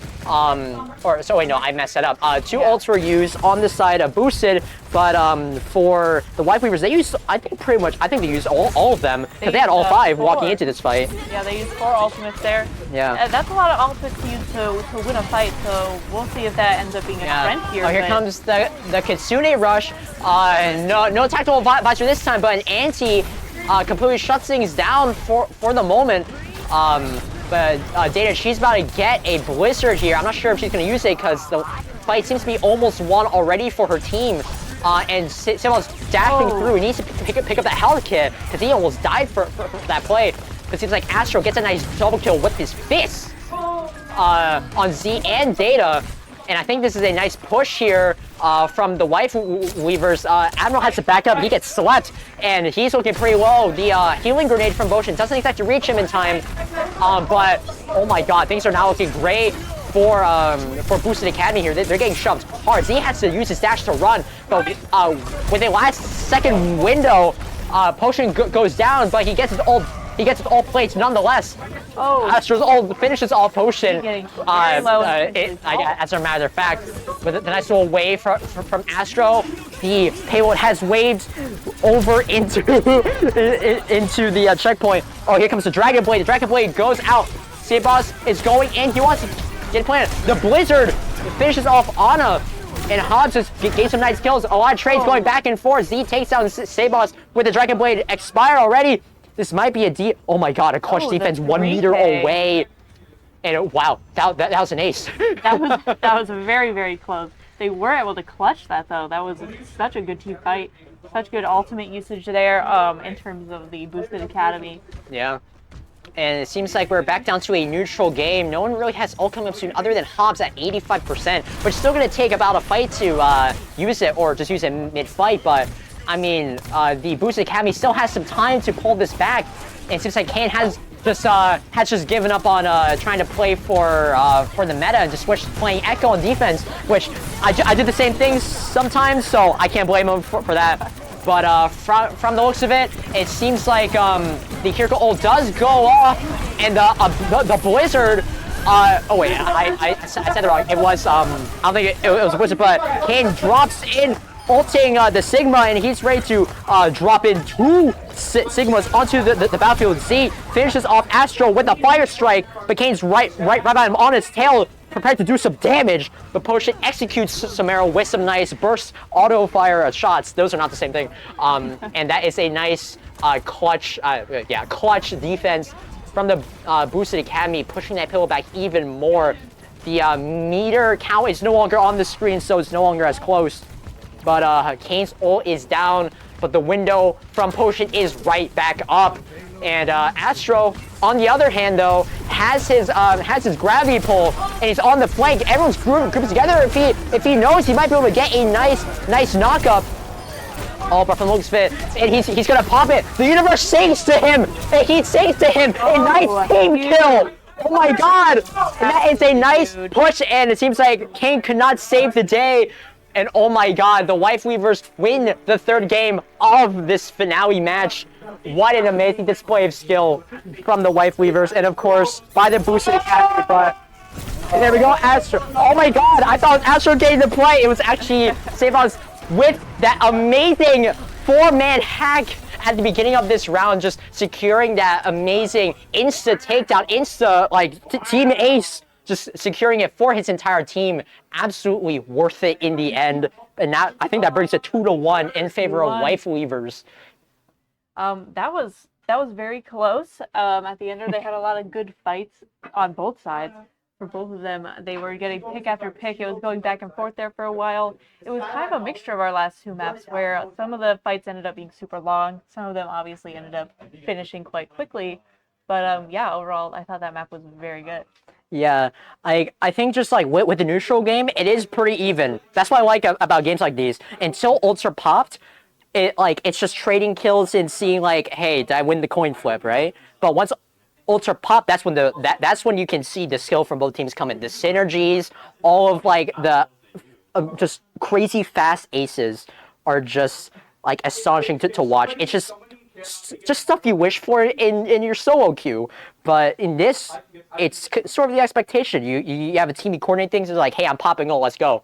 Like, just simple things like that, just absolutely securing these wins of these fights. But from the looks of it, it seems like the Wife Weavers have it a bit better than Boosted Academy right now, but there's still plenty of time left in this match for any team to take the win. It's still only 2-1. It's not a sweep as anyone would have expected. This could turn around at any moment. I see that our next map is Dorado, but before that, we're going to go over and send you to our annual.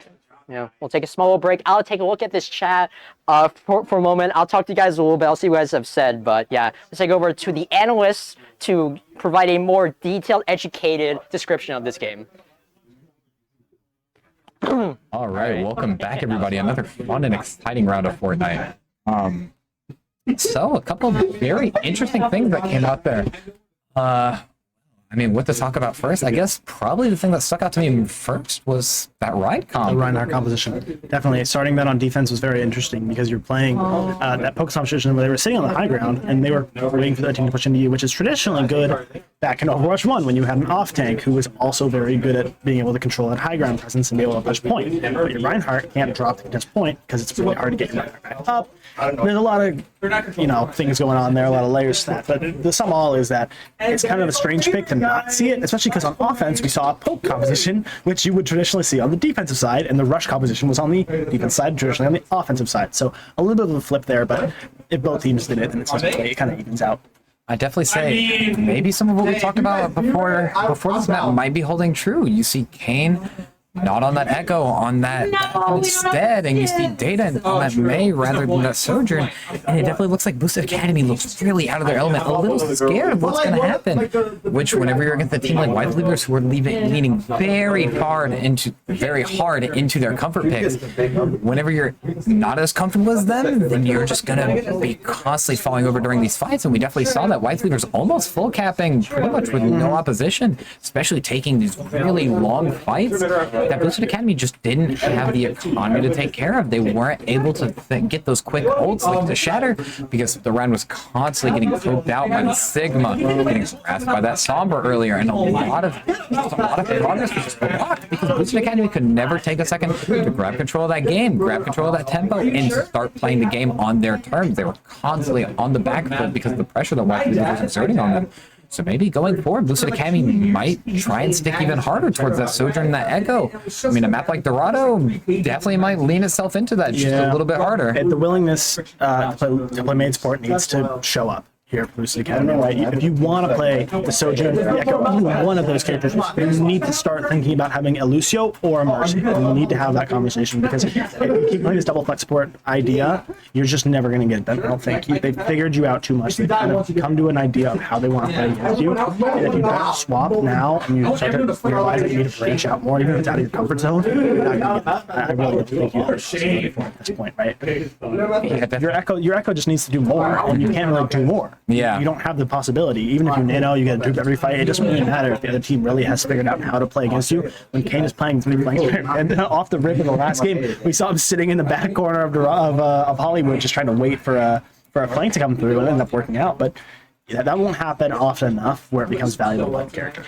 Yeah, Kane definitely doing some very interesting things. That one sitting in the back, and even for a pick that turned into the fight win. And then one thing I found very interesting was Kane's kind of wild goose chase with the opponents across the map, maybe looking for the scenic route.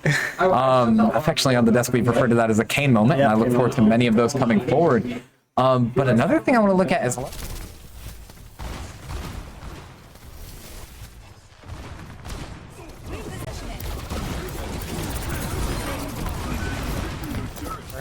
specific and a lot more intentional with how you use those ultimates, especially ultimates like that Sigma Flux or even that Kiri Rush. If you throw away a Kiri Rush in the wrong direction or it hits a wall, that could be the end of your fight. Yeah, it's definitely important. We did see a willingness to dribble Sombra, which is interesting, seeing that it's not a very strong character right now, or it's at least an unsolved character right now, being recently worked to the character. But it's going to be interesting to see how the upcoming plays out. If they lean into that Sombra, a character that can completely negate ultimates, right? If you're playing against these characters that are sitting on, duplicate, if you use the Echo ultimate and you get EMP'd, okay, well now where's the value of copying? Right? You just have a different gun at this point, right? Especially other characters like Sojourn. Now your slide's gone, right? And this character can do so much. It's just untested right now and kind of in a weird place. We don't really know if it's strong or not yet, but if they continue to use it and Boosted Academy doesn't know how to react, it can really cause disaster here. Yeah, I mean, definitely leaning into that new Sombra. It works kind of both ways, right? On the one hand, your team might not really know how to play with it because not many people do, but on the other hand, your opponents aren't really going to know how to play against it at the same time.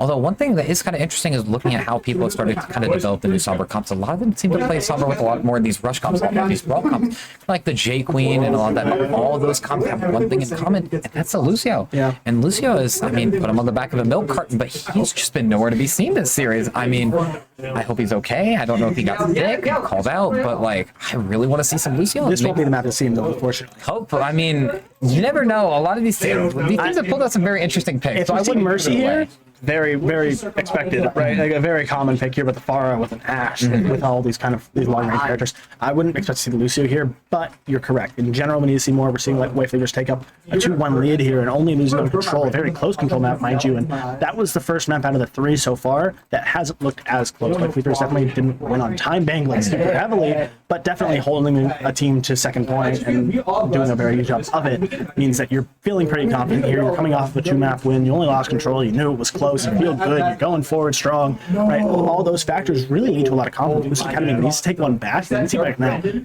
That being said, Echo, very good on this map. Pharah, very good on this map. Sojourn, very good on this map. Even if they want to lean into the Bastion May stuff that they were trying at the very end of the last map, good picks here. So that should be a good one to see them going forward.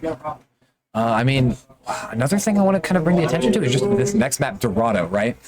So Guys, it was fun. one thing that We got Dorado to kind of hands itself to, Dorado's a very hard map to play, especially in like ranked environments, right? Dorado's a map that leans very heavily on coordination. Dorado's one of the maps that shows a lot of really good and well-coordinated teams. Definitely shows how they split off from the ones that are a bit, weaker. Now, kind of where I want to take that point is looking at these two rosters, right? So we have White Leavers, who is a lot of unknown, but a lot of more unrecognized talent, a lot of names that aren't too familiar to some people who might be keeping up with UCF Overwatch. On the other hand, Boosted Academy, Admiral Kane, Dateable, both of those players have played on official UCF rosters. Light is the current tank from the UCF roster. Potion and Hobbs both have played with community teams, played within the community. All these players are known, and they know what to expect within this coordinated, environment. So leaning into that with Dorado, you can definitely kind of see where maybe if mechanic fall off or picks, choices in hero select fall off, that coordination can kind of pull you through and be able to, use that coordination to kind of leverage a map in your favor, especially on a map like Dorado, that lets you get away with a lot more and even gives you a bit more flexibility in the comps you want to play. Because even Dorado, swapping through each point of Dorado is very distinct. They all have one universal very high ground heavy, but how you conquer that problem is very different with each single point on Dorado. Yeah, we'll see how these guys pan out here. I think it's really the important thing to note is that the coordination for Boosted Academy here does not mean they have to be grouped up as 5 players, right? If you see them split up, you don't have to look at that and say that's not coordination. Look how far apart they are, right? Their composition thrives on that angle. You see Kane playing so many of these flank angles and these strange offenses. Like, what's he doing out there? There's a purpose to it. There's a real point to it. And this map type might not lend itself to that, but this map specifically it does. Right? Escort is a hard map to play these flanks on because the card is always moving. There's no static objective, right? But the map itself has so many high grounds, so many little niche angles, very open, very large map. You might be able to make it work if you just really lean into it. You feel really confident talking to your team and communicating and making these points very, very hard for their team to push strictly into. Yeah, definitely. I mean, looking at Dorado, you did say it doesn't count as just stacking, but there is one comp in particular that I wouldn't mind seeing on Dorado. I don't know if you've heard of a particular crap comp. Stacking 5 people on a Reinhardt in a room and seeing what happens. I think that might be something very interesting. If it's in the cards, I'd be happy to see if it's in the cards. Now, I would not expect that in a million years. But if it's there, I'd be very excited. I mean, it's absolutely a possibility. This defense for White Leavers certainly, I would say, has to be strong. They need to do something where, on Dorado, a lot of teams will take that first corner of the first point just to have that high ground presence. If they give that up and say, we're actually going to take that first fight at your spawn door, I think they could really get some advantage there because, again, you're playing against that Echo more than likely. That Echo on offense can just route around you and just take flank angles and come up behind you and just leave you alone, especially even if they lean into a Sombra, right? And just kind of leave you high and dry and not really want to fight and say, we're just going to have our tank push the cart, the healers keep him up, and our DPS flank around you and just pull you back. And if they can do that long enough, you eventually get to your first point capture, second point capture, and you kind of win the map. So we'll see how they get into it. Obviously, it's going to be a very, very rare thing to see that crap composition, that Reinhardt composition come out. But if it is possible, I think White Leavers would be the team to do it. Oh yeah, definitely. I mean, both teams looking very partial towards their own kind of part of the trifecta, the classic poke, dive, and brawl trifecta. We've got Boosted Academy, who definitely seem a bit more comfortable on the poke, but they have the ability to flex over to that brawl. You saw with the Reinhardt, even that Winston on map 1, where they're playing that dive. On the other hand, you have White Leavers who look very set on playing those brawl comps, but on the other hand, you saw that Sigma come out, and they definitely looked strong on it. So it's definitely something very, very interesting kind of way that these comps are trading out, because now, after that map 1, Boosted Academy looks very scared to play that Winston. But when you have White Leavers playing these, Sigma comps, especially without that Lucio, without what helps Sigma get away, that brawl or that dive just becomes so much stronger. And I'm maybe hoping to see Boosted Academy lean into it. Like I said, a lot of these players are familiar with this map and familiar with what's strong on this map. Because of that, I wonder if maybe they're going to be leaning towards that Winston. That Winston can definitely be the difference maker on a map like Yeah, that. Winston coming out here would be very big for either team at this point. I think we've only seen Zeit show it so far. If it comes up from Astrova, I wouldn't be shocked because it's a very colorful pick on this map. You can also see the D.Va come out here. Both these characters that can maintain high ground control, a lot of help, and not a lot of support. Right, your supports to their own, let them wrap around together high grounds. I'd be happy to see that. Unfortunately, I think Sigma is a little too strong right now per the course. So I think we'll probably lean into that, but I would love to see a little bit more of those characters come out, especially to see White Flavors need to show a little bit more of an ability to win the meta if this map goes poorly. I think this map going poorly really shows, okay, now we're heading back to Control 2, right, where you know this map's going, this is going to be a 5-game series, right? Or 6-game series, rather. And so going to be a little bit concerned if you come into this map, lose this map, and heading into the following map types, and it's just more of the same. Right? For White Flavors, I'd be really concerned because when somebody looks Boosted Academy much more willing to throw out Reinhardt, Sigma, Winston. Those are 3 different styles and compositions. Right? That's literally rush, poke, and brawl. So they're clearly capable and willing to try different things, even though the DPS are a bit more stagnant. Tank is at least willing to switch the fundamentals of the composition and try something different and a different pace of play. Right? So if White Flavors are only stuck on this one composition, Boosted Academy should in time figure out, even though they're down in the maps right now, I think they should in time figure out, okay, this is how we're going to deal with it against you, this is how we're going to deal with this against you, yada yada yada, and then eventually be able to take them down over time with just the surplus of information that they'll gain. Yeah, of course. I mean, Dorado definitely being a bit of a notorious map. A lot of teams will come on here with the lead, and all of a sudden that first piece starts to fall and the entire building comes down. So, I mean, I feel like if you're White Flavors, you need to be a little scared. Dorado is not an easy map to play by any means. Yep.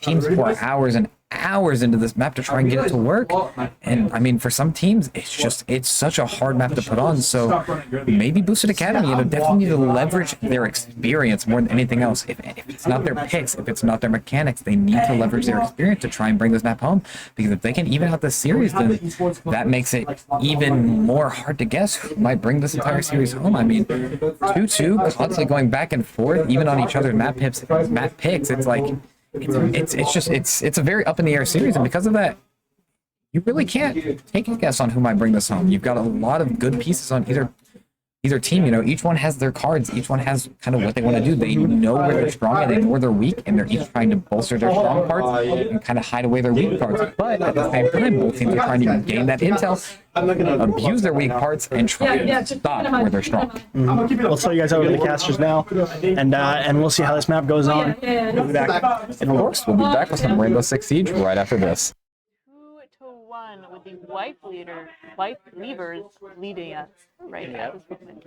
I'm excited for this map. Dorado's a good map. There's lots of people that you can play on both attack and defense. Me personally, I want to see someone break out the Torb. Notorious Torb lever here. I've yet to see it. I want to see it. Yeah. I think Torb plays really well on this map, especially on defense. I'm going to be honest, this is my favorite map.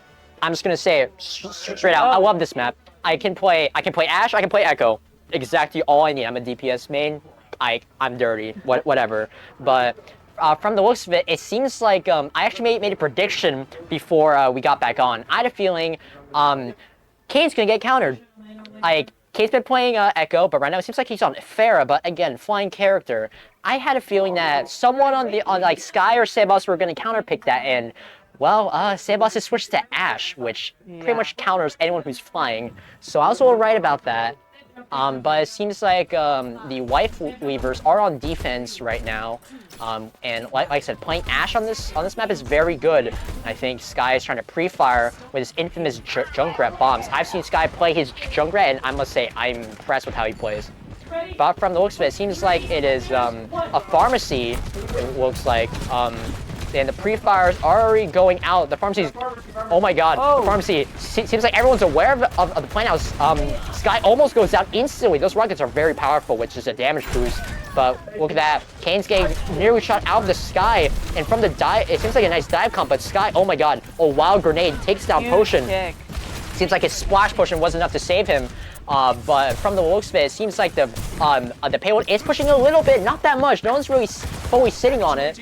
Seems like Data is running for her life. Astro is chasing her down like a dog. Oh my god, the sprint saving her, having to pop the healing rift. Day just has to sit down for a little bit and heal. But it seems like, just like before, no one's really pushing the point, even though the White Reavers are getting pushed back very hard by the pharmacy, and despite like the anti-air from Sabos, and I guess Sky, if he gets a nice group grenade, it's not like the anti-air is not really enough to hold back the enemy offense. And the payload is pushing slowly but surely, with only a few nice picks out from Sky to just stall it just a little bit. And seems like the trap is destroyed. There's no cheese play to happen there. And from the looks of it, seems like Cade already has his ult. Justice is going to raid from above in a second here. And just like that, oh my god, the ult takes down Sabos, but at the cost of his own life. Astro takes down Cade. Sky takes down Hobbs. It seems like a very nice defense from the side of the White Weavers, but Z is popping in with the 1v4 potential, actually 2v4, because Potion's right there beside him to save his life. But the push didn't exactly work. Astro waves them goodbye with his ult, ready to go at a moment's notice, and it seems like Kane's going back to old reliable with Echo. Seems like the pair wasn't exactly working with how wild everyone's been jumping around. Sky just jumps up into the sky like for free. And speaking of Sky, it seems like he has his Riptide ready to go to take down everyone, but with the current comp, it's going to be a bit hard to land a good one. But Hobbs is doing a pretty nice job on Mercy so far, trying to keep everyone alive. Potion does have his Kitsune Rush ready to go, and Hobbs popping the ult, the Mercy ult, and it seems like, oh, Astro popping the Graviton Flux. Z is running as the monkey, trying to knock everyone down. Sky gets knocked out first, and Z is just running in. Pow indeed. I'm hearing that, sorry. But Kane just gets a nice kill. Z just finishing it off. Data getting another kill herself, and it's just nice picks from everyone here. Actually, everyone on the side of Boosted. And I think that is a very nice push. They didn't push it as much as you would think that they would, but it was pretty much a team ace, so it was worth it in the end. I think they're going to be able to get to the checkpoint, or just barely before getting contested. But it seems like the Riptire is popped, and looks like Kane saw it and took it down very quickly. And seems like Sabos has popped Bomb and is doing his best to defend it. But Kane just runs in and runs down his own counter, taking down Sabos, even though Ash should be able to clean up Echo very quickly. And it seems like Tactical Visor has been popped. Data is running in, trying to get anything possible. The auto aim, finding its mark on Samaro Z, finding his mark on Baptiste. And it seems like a contest almost succeeds for the White Weavers, but Boosted just cleans up in the end, taking that checkpoint and just adding an extra 90 seconds to their timer. It seems like Astro has made a switch to D.Va on defense, which is quite a wild move, and oh, that is a very interesting bubble by Z. A bit of an overextension from the looks of it, just offering himself for free. Could be a bait, could be a throw, we're not sure yet. But without a tank, I think he just wanted a clean reset so he could switch to D.Va himself.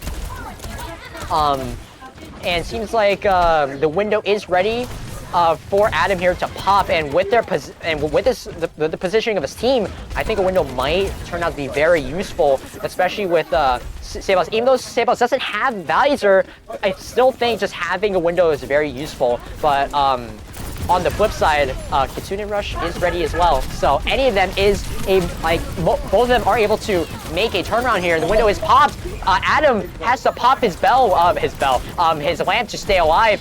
Z is running for his life, managed to pick up the health pack, while Astro gets a nice new kill on Hobbs, just getting a nice clean kill. Nothing Hobbs can do. I think that was timed perfectly. Hobbs did not have his blink ready to escape that ult, or he just didn't time it right. I'm not sure yet.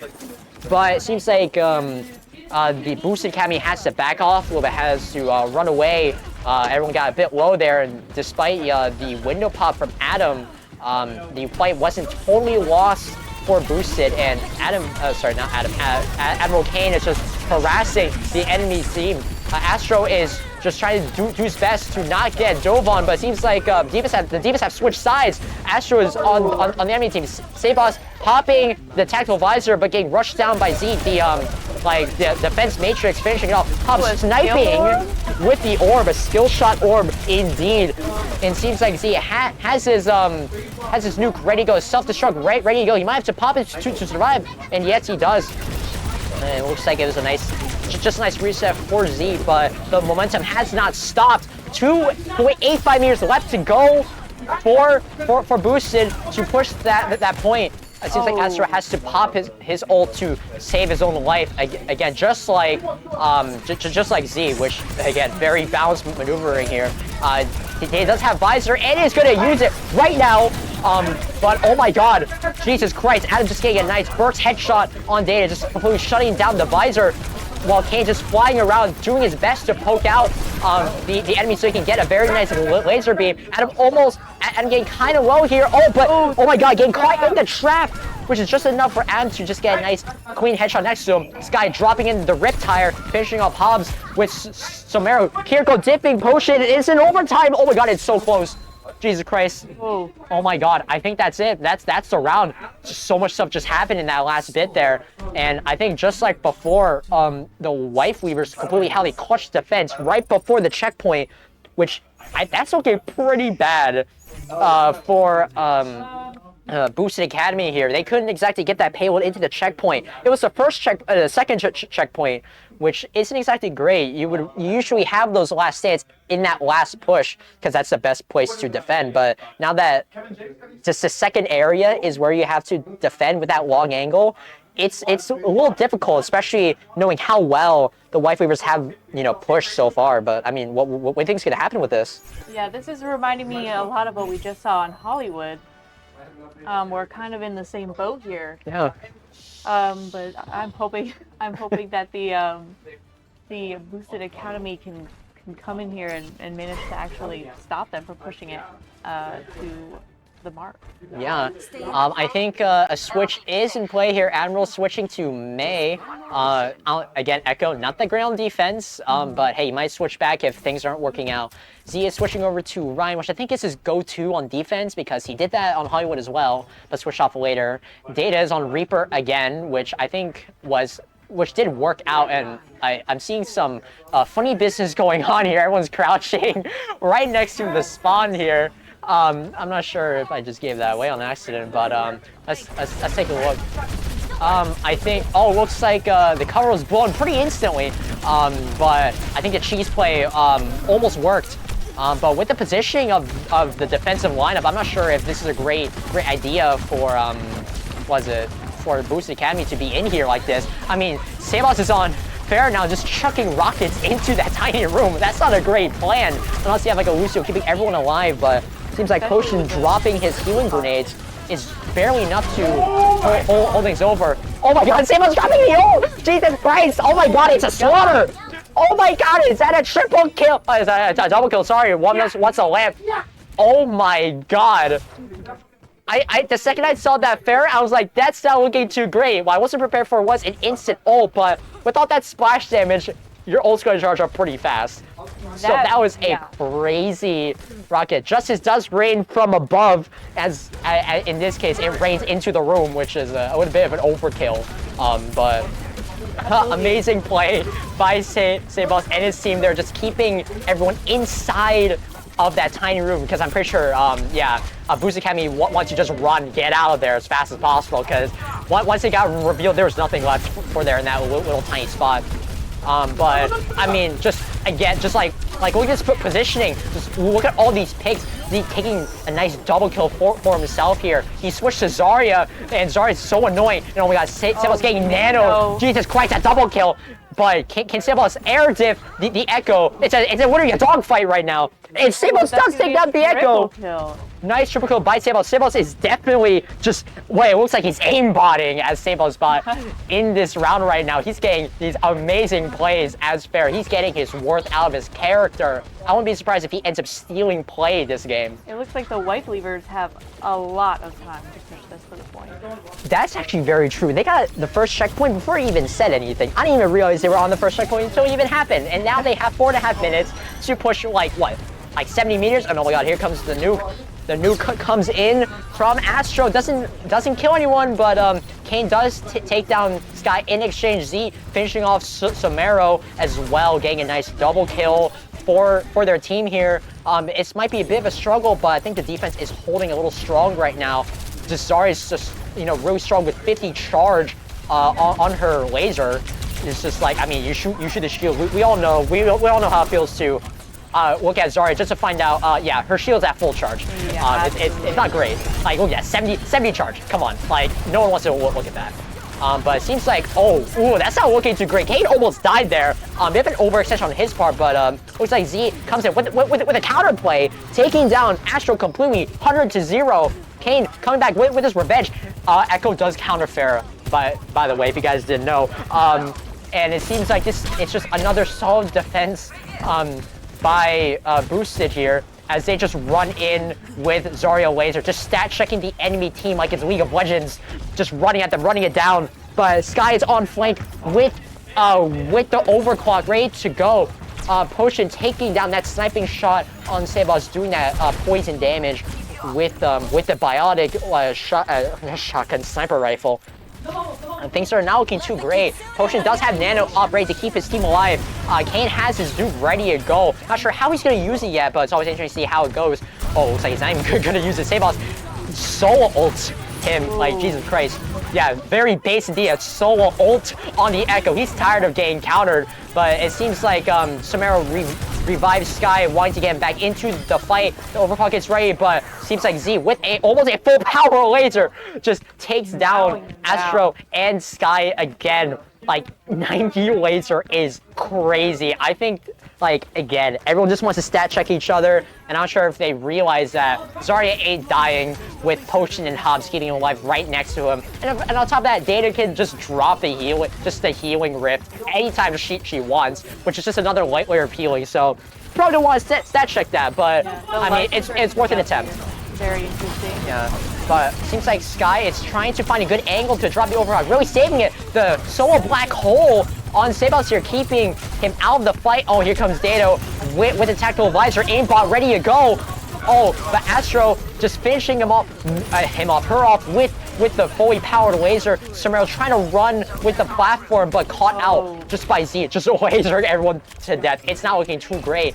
And also, I think I missed this. Kane, I think, ulted the Sojourn, trying to get a nice, clean pick with the railgun, but I didn't exactly see one, unfortunately. But hey, you're playing Echo, you get your ult back really fast if you land your shots. So it's not too much of a loss for him. Astro does have his own black hole, and hopefully with him, he's not going to solo ult it. Hope he gets a nice 5-man ult. I was really hoping to see a nice 5-man ult this match. We'll see if he is able to get a nice play on that. But he seems to be holding it. Oh, never mind, not anymore. He's going in 80 shield, 100 shield, and he's going in, just lighting everyone up. Sebas getting those nice cleanups, fast reload times without using his roll. And here comes Sky finishing things off as man. I think that's a nice clean team wipe by the Wife Leavers as they push that payload. 45 seconds left. I'm surprised it took this long to get the point in the payload, this close to checkpoint. But Z has tried his best to just hold things together. Wrecking Ball is just the best at this job, just stalling the enemy team. But Z just finishing off the kill. Somero just holding things together with the tree. Sebas drops a dead up, but everyone's hiding. Oh my god, he just has to click. And it seems like he does manage to click. For a split second, I saw a double kill available, but, his timing. And oh my god, the panic from the ball drop. Astro holding things together, holding it strong, and I think that is another clean win for the Wife Leavers, 3-1.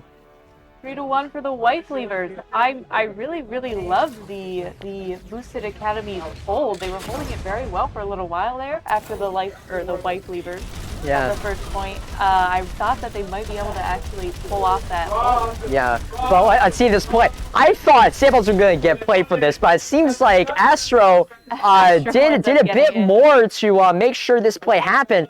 I think he deflected all of the shots that would have killed Sebas there, which I think that would have enabled it, if anything. I don't know the reasoning behind that. Blizzard, you're going to have to answer that question for me. Someone ping Blizzard for me in chat. I would like them to answer that question because I actually thought Sebas earned that, but whatever it is, what is. Team effort. The game's won. Play doesn't exactly matter right now. It's cool, but you know, it is what it is. But I don't know. Just I think the White Weavers have finally found their stride. I think they're gonna take this win. I actually thought, Boosted Academy was gonna pull forward with this, just boost straight to victory for free. But I don't know. I don't think that's gonna happen. And Well, it's not over yet. You know, White Cleavers only need one more win to take this, but Boosted Academy could absolutely come in and pull through the next 3 maps. yeah, that's totally possible. I mean, like, I have my biases, so I will say that the Wife Weavers seem to have a better idea of what they need to do in comparison. But you know, I'll eat my words if I'm wrong. Like, if the Boosted Academy just boosts through these next next 3 matches and take this win, you know what? I'll take that out. Just me personally.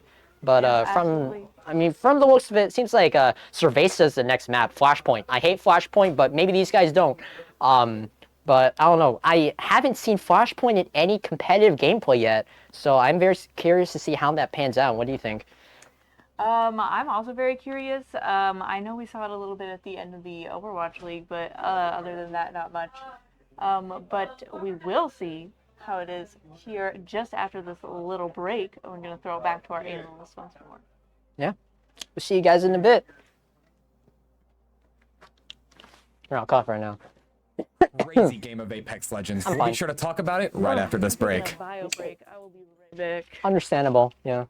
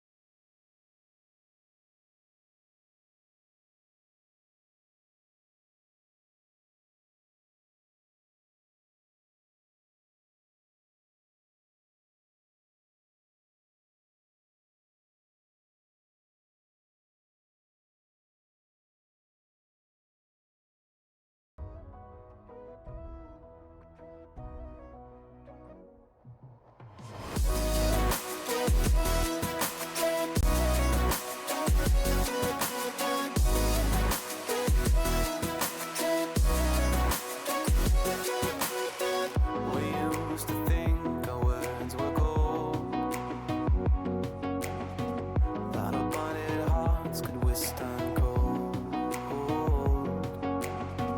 We were catching diamonds in the rain, letting precious water through the drain.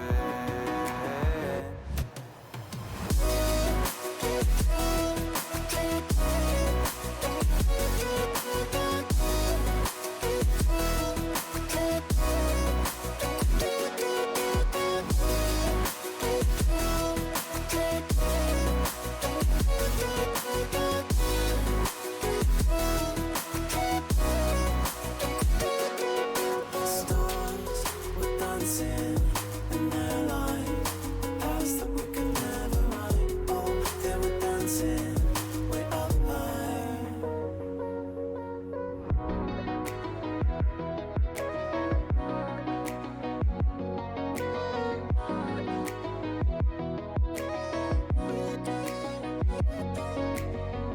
We built these walls so we could find who could prove themselves through the waves of time. We're trying to repent before you sin. It's like giving up before you begin. Stars were dancing in their light, paths that we could never ride. Oh, they were dancing way up high. Stars were dancing in their light, the future we will never ride. Dirt on our feet was bone dry, it was bone dry.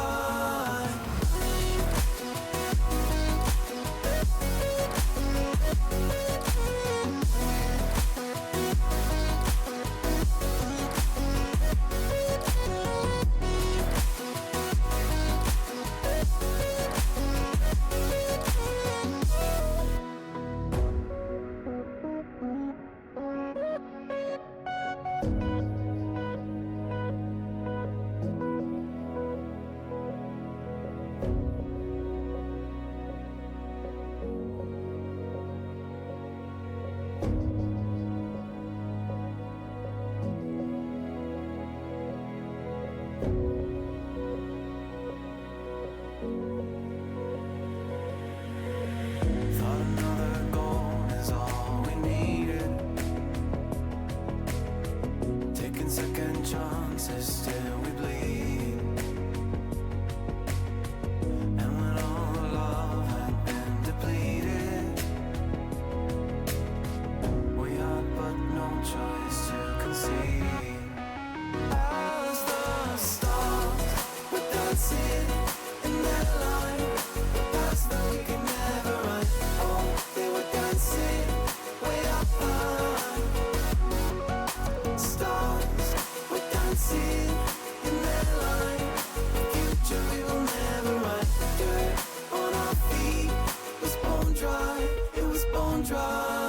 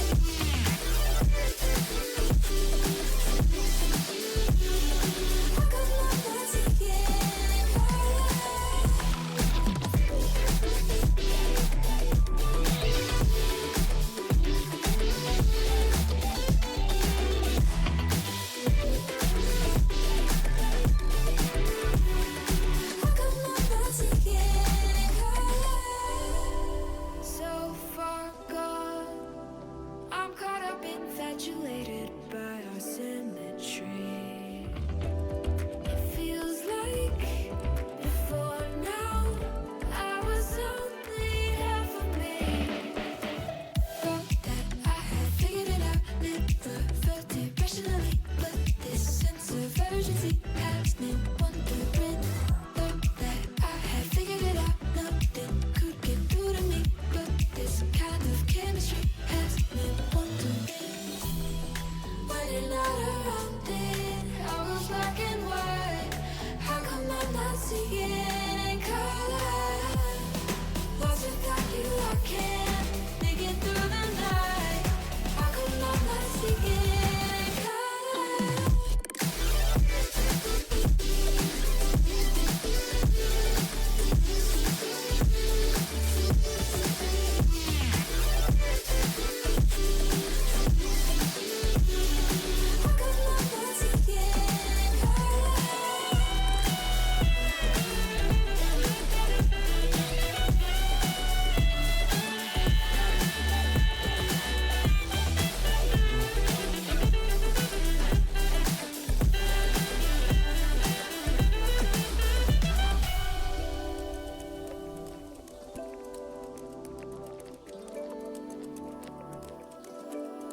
So far gone.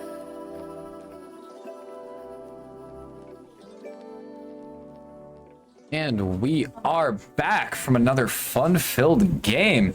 Another very, very exciting map of Valorant. You gotta stop. Dorado definitely showing a lot of very interesting angles from both teams. A lot of very interesting things came up. We had things like a Zarya mirror, we had Weaver picks, we had the main support finally We had main found. support come out. Lucio still maybe a little hidden. Big find. What else? I mean, we had a lot of interesting, the Junkrat, like a lot of very interesting things happen that map. So, I mean, what do you want to talk about first? The pharmacy was the big thing for me. That early pharmacy, the barrage to get the Reinhardt composition out of that first room, then follow up to get them the point control, first capture. I mean, that was a very important flow there that Pharma really hedged on. That they made work, and then they did a good job of it, and then they swapped off to the Echo subsequently. But So looking back at it, I mean, you see that crab comp definitely very strong in that room, definitely kind of banging up that surprise factor. Coming out that Pharah, you know, especially that barrage into the room, kind of just clears it out, you know. Not really much for the enemy team to do about it, because that's kind of one thing to keep in mind whenever you try and run those kind of surprise, cheesy conflict at crab comp, who kind of sit in that room, contest the cart, and just don't die, is if you just run something like the Pharah or the Diva who can kind of use the back where they're really not ready for it, then, you know, it just kind of falls apart. And that's what happened on the side of Boosted Academy. They tried it. They got countercomped. I don't even think they knew that they were going to countercomp. And they just kind of fell apart, and nothing really could happen. But I mean, definitely highlighting that Pharah pick, that Armor team pick, on the side of Wife Leavers, definitely gave them a lot of momentum going into that, you know, that offensive round. I mean, another thing to look at though is if you look at it on the inverse, whenever Boosted Academy tried to run that Pharah on the offense, they definitely maybe looked a bit weaker. They weren't really able to get much, and they had to swap off that Pharah a lot early on, or very early on. yeah, the map score being 3-1 is obviously not super representative of how. You know, the maps have all been very close, it feels like, but the last two definitely going a little bit more confidently towards the way of White Flavors. I would definitely argue that it's been a little bit more on the side of White Flavors as far as comfort goes. I think that's the most important thing that we've seen going forward here, is that White Flavors have looked like they really have a good, solid set of identity, and they really know what they want to do. And again, our point last time that we talked was Boosted Academy need to be able to swap, and they've shown the willingness to swap tanks. Now you just need to make more variations and try other things, and they haven't been able to do that successfully, at least. Yeah, definitely. I mean, looking back at it, even if we go and look back at what happened on map 1, right? So if you look back at map 1, a lot of what Wife Leavers kind of failed to do was they definitely struggled against the variability that Boosted Academy provided and their compositional picks. You know, they swapped around a lot, and they were never, ever really able to get a foothold. But now Boosted Academy is kind of falling into the passenger seat. They're kind of getting driven around. They're getting thrown around where they're not really showing as much confidence. They're not utilizing the strengths that they showed on map 1, and now they're in a really sticky situation. They're 3-1, you know, in favor of the Wife Leavers, and now we're on to a map type, a newer map type, Flashpoint. and especially at Cervasos. The thing is with Flashpoint is both maps are very similar. And more importantly, if you're comfortable on one map, you're pretty strong on another one. So there's not really a map advantage, so to speak, in the favor of Boosted Academy, because if you can play on one, you really can't play on the other. But one thing I really want to keep in mind, and we keep bringing it up, is where's Lucio? Yeah, Lucio, this is the one. This is the map where you say, okay, we need to be playing Lucio. We need to lean into it. This is a control-esque map type, if you're unaware. It's a faster pace, faster pace control with more rounds. So the first 3 instead of the first 2, and it's a lot faster pace, no downtime between rounds. So with the faster pace being in place, right? Lucio is obviously leans very heavily into this map type. So we'll see if these teams are finally willing to swap over to it, finally willing to say, okay, let's leave what we know in the past behind, see what we're willing to try, and that Lucio finally will be in play, hopefully for us. We really think it's necessary at some point. But White Fleavers, you're on match point, you feel very confident, but does that overconfidence start to dilute your capability, right? Boosted Academy on the back foot, they have chip on their shoulder, they're ready to come back with these 2 close losses that they've had. They've been playing, keep in mind, both these last 2 map types, they've lost to not pushing the cart far enough on Escort and on Hybrid. Now, they were definitely looking a lot better on control and on push, right? So maybe if that's a more comfortable map type for them, this map should be much more comfortable for them leaning that way. If they take this one, all right, now we only got 2 maps more to come back on. Let's see how we do going forward. Yeah, of course. I mean, just looking at the map itself, granted, while New Junk City and Cervasa are very similar, they do still have their differences. And I would beg to say that maybe Cervasa does lean a bit more into what Boosted Academy is comfortable on. The thing is with Cervasa is a lot of these points are very open. They have a lot of different angles of attack. So when you have a team like Boosted Academy who are really leaning into players like Admiral Kane and Dateable, who are going to be playing characters like that Sojourn and the Echo, presumably will really benefit from taking those off angles, taking that multi-sided pressure to try and stop whatever the hell White Fleavers wants to start. So being able to, utilize the geometry of the map, utilize these big, wide open spaces and take a lot of very interesting angles, that'll give you Zeit a chance to take a lot more space. Something that Astrova definitely doesn't look as comfortable with taking and holding onto space. They're a lot more reliant on maybe playing a bit more for picks rather than playing for space. A lot of both teams seem very uncomfortable taking these slow fights. So a lot of these teams end up kind of tripping over their own shoelaces going through it. So I'm definitely looking to maybe see one of these teams maybe try and get into the driver's seat, worry about what the fundamentals of Overwatch are. Space, ult economy. Both teams not very comfortable on it, but both teams probably going to see, that might be the difference maker that either sends us to a game or to a match win for White Fleavers, or Boosted Academy starts to turn it around. Yeah, you really put yourselves on the back foot here, and it's time to turn it back, right? And I think Boosted Academy obviously are very aware of that, being down 3-1. And it really comes down to me to be the tank matchup here that really seals the deal. The Lucio, we've made the importance known, but the tank matchup is super important because you've seen Zeit be able to flex over more, and you've seen Astrova be willing to play other tanks as well, not just that Sigma. And a lot of Diva in the last one maps, Zarya even, we've seen almost every character. It's like mystery heroes, right? We've seen almost everything. And seeing what they lean into is really going to be the important aspect of this, because if they are willing to try and lean into a specific type of composition that they can just snowball the ultimate really well, Boosted Academy can easily take this one. If White Fleavers do a really good job of negating that and playing what they're comfortable on and just managing to take away 1 or 2 points early on and then just winning one off of the ult economy win, these points really end up being 2 to 3 team fights max, especially if you do a really good stagger. So you really only need one good ult fight, maybe a second fight where you just kind of win on your mechanics and your team structure, and then you clean up and you stagger and you win off that. That's how you kind of win a point in this game mode. So if White Fleavers can do that, I don't even think they need to win this one confidently. They can kind of just take this one away. You're on such a hard winning streak here, 3 maps back to back to back. I feel like you're going in with so much confidence that you might not even want to change your strategy, but Boosted Academy could force you to make that error. And if you are forced to swap, you might be uncomfortable and they might take this one away. Yeah, I mean, definitely one thing to kind of be afraid of is I haven't seen the depth to which I know Zeit's hero pool goes. I mean, not to maybe spit out a little bit of bias, but I've worked with Zeit in the past, and I know that he has a lot deeper of a hero pool. And one thing I do hope we get to see on this map is maybe bringing out the Junker Queen. Zeit's got a very strong Junker Queen that I do know he likes to kind of lean towards on this map. and you just haven't seen that come out. So hopefully maybe this map, that'll be something to maybe kind of kick Wife Leavers off the saddle, catch them off guard, right? And being able to, catch them off guard, take that surprise factor, and you can very easily snowball that into a win. Just like how Lucio is very important on a fast map type like Flashpoint, so is that Junker Queen shout. A lot of momentum is required to be able to win this map confidently. We'll see. I mean, Astrova, I believe, showed a little bit of Junker Queen early on, and now we're looking at hopefully a mirror to some extent coming in. If Junker Queen is the pick, right, you would like to see something mirror that. Lucio obviously still very much in the cards. We're excited to see that one come out. If it does, we're going to throw this one back to our casters here, and we're going to see how this potential series-ending map plays out. All right, and we'll be back with some more Apex Legends right after this break.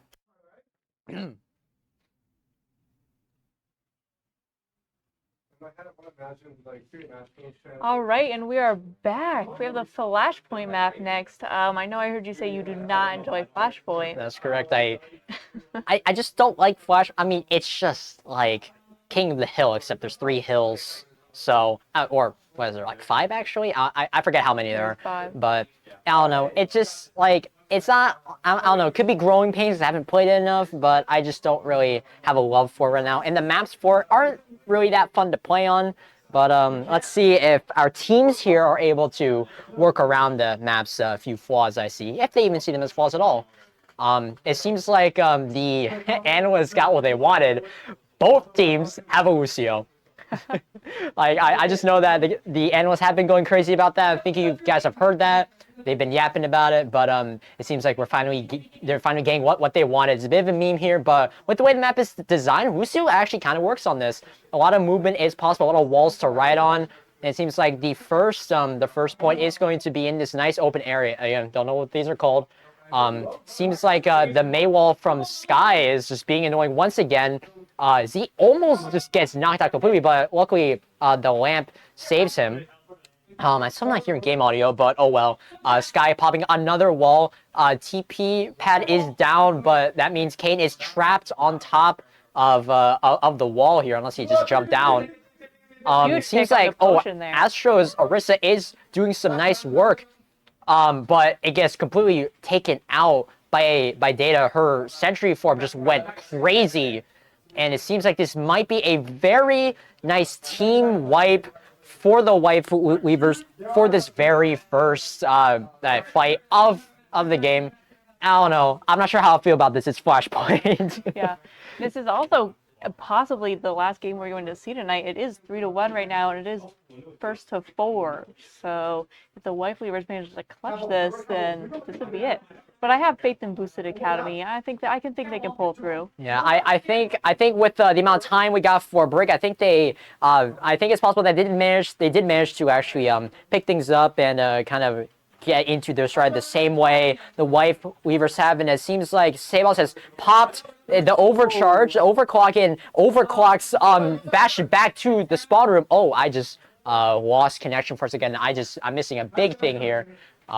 Bit of technical difficulties on our part, but it seems like the sound barrier has been popped. Potion's sound barrier has gone off. Zeke falls despite having a fully charged laser. I think he got stat checked completely.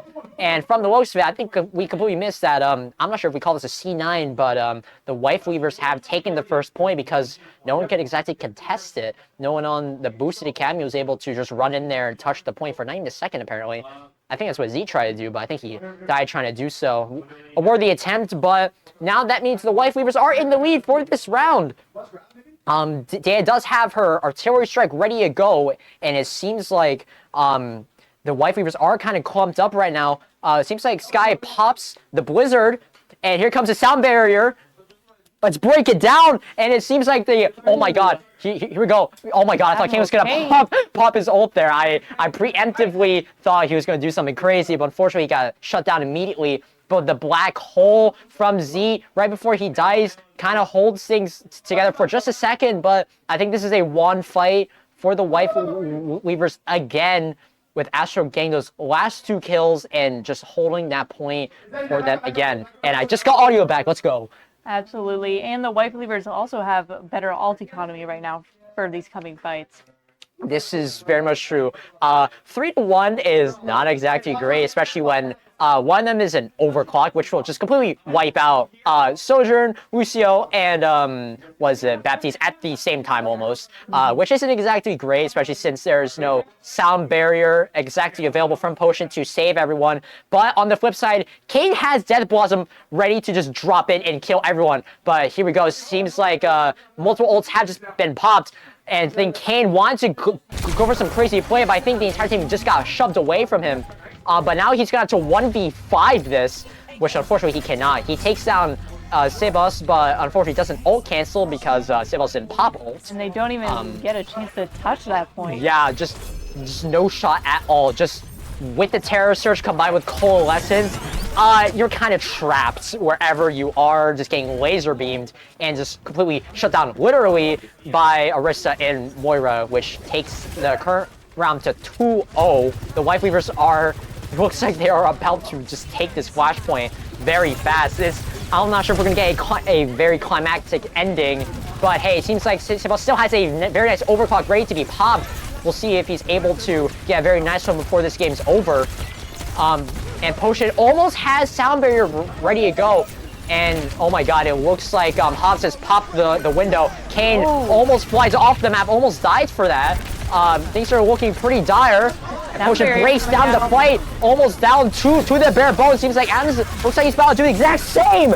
It's saving his team. Oh my god, this might have just countered Neat's ult. And on top of that, the Blizzard completely defending everything from the boost. Oh my god, from the boosted academy.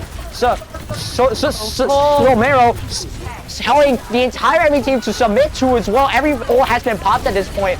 Samara holding things together with Adam. It's a clutch play, but I think Admiral's ready in to take over and win this, unless that Orisa just stays alive forever. Oh my god, Z goes down. Orisa dip. Oh my god.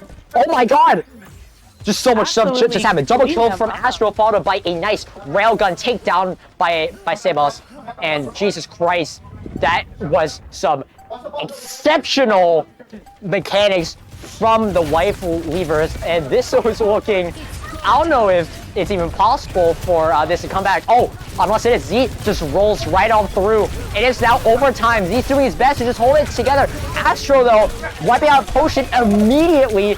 Data's good. Oh my god, Data's gonna pull some wild stuff. Z punching Sebas, knocking him down. Z goes down. Astro just cleaning that up. Samara taking out Hobbs. This might be just a team wipe in favor of the Wife Weavers. It's just, oh my god. And I think that's game. And that is game. That was so fast. 3-0 on the flashpoint, and that is going to be a 4-1 victory for the Wife Weavers. I thought it was going to be a lot closer than that. I really did with how the matches have been going. I feel like it's been pretty close, even though Boosted Academy hasn't been able to get it. Let's see this play real quick before we end things off. Just amazing support, keeping your tank alive, keeping your whole team alive, just taking out the enemy team. It was just I think that play, even though no ult was used, I think it just shows how well the Wife Weavers just played to each other's strengths and just kept everyone alive, so everyone could just do their jobs and get things done. But I mean, like, I'm just looking at it, I'm thinking, Chad, is this real? Am I just seeing a Moira carry the enemy, like just carry the team? Am I seeing just railgun shots going back and forth, just picks going like crazy? I don't know. That felt so crazy to me. I did not think things would end that fast, but I mean, again, the Wife Weavers had very nice momentum, but I don't know. What do you think about this one? I think the Wife Weavers really showed up to this one. They absolutely were not taking any crap. I know for the last point they played, we had a bit of back and forth trading. I thought Boosted Academy might be able to even get that point maybe, or at least capture it for a couple percentage points, but they ended up not being able to, and I thought that was so impressive, like, in terms of the Wife Weavers. Their ultimate usage and just their general, like, mechanical ability and skill was incredible. Yeah. I mean, just like after watching that, like just that whole thing, I'm just like very happy. Like, okay, I'm gonna be honest, I'm just happy I saw Echo at all. Like, Kane, thank you, bro. You made my night. But I will say though that just I will have to agree with that entirely. The Wife Weavers, they came in prepared. They just need a warm-up game because, again, they did lose the first game. But, again, they found their strategy. They found their stride. They went with it and just cleaned things up. Straight 4-game win streak. Absolutely. Which is just very clean. But if we're still doing that, and assuming we haven't done so already, I think now's a great time to take over to our analysts to really fully analyze that last game for us. So anyway, Absolutely. thank you. And I think we're also going to get a player interview. Oh, really? I didn't know that. So look forward to that, and don't go anywhere, and we will send you over to them now.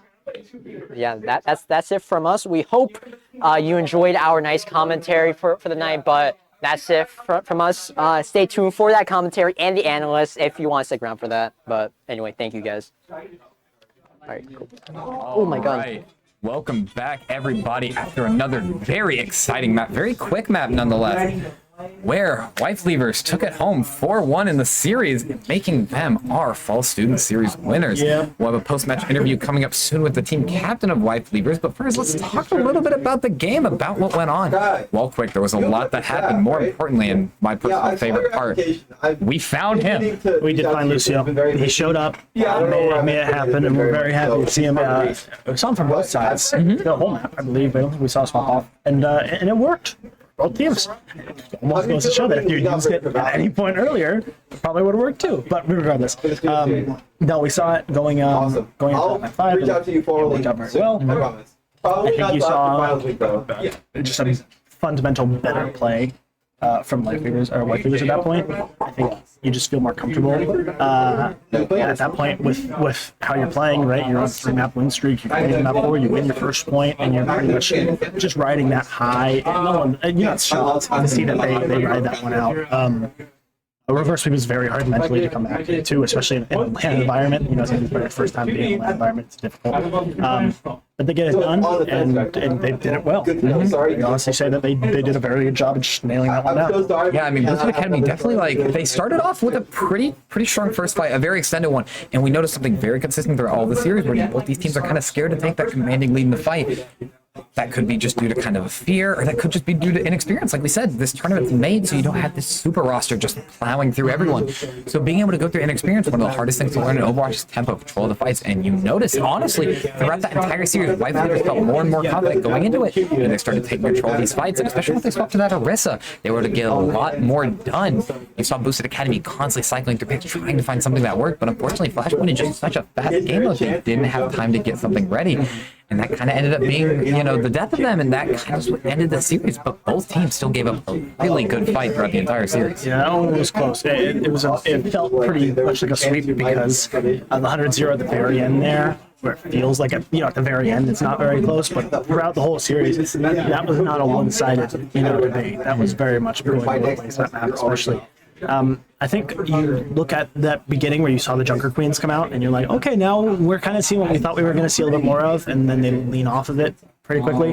But it's interesting to see these teams finally went back to basics a little bit and decided we're going to go to this Lucio Rush, we're going to go Junker Queens, and we're going to see these things that we've been talking about, that we've been wanting to see and haven't seen for a while, but we've been looking forward to, and now finally seeing it happen. And even though it wasn't for a very long period of time, we still were very happy to see it. Yeah, I mean, definitely a lot of very interesting picks, a lot of cycles. I mean, you saw a lot of picks that just didn't happen throughout the rest of the series come in all of a sudden, where you have the Junker Queen, you have the Orisa, you have the Symmetry, you have the Reaper coming from Kayn. Now, I will say one thing that was very important that happened was Kayn was never ever really to get much value out of that Reaper. So, I mean, definitely a lot of interesting things happening there. I mean, just look at the series as a whole. You had the Lucio's finally come out. Eventually they were able to bring it home. So I think now we have a post-match interview with the captain of Wife Leavers, the new captain of your championship team. So if you give us just a second, we'll bring him over.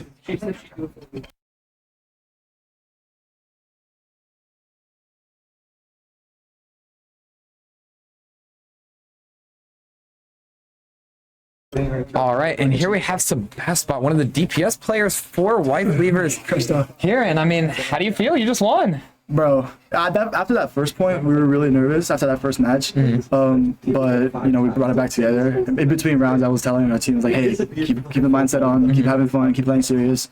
and some slight little strategy changes like really help us in the long run. Plus, our Sudovasa apparently is crazy. So.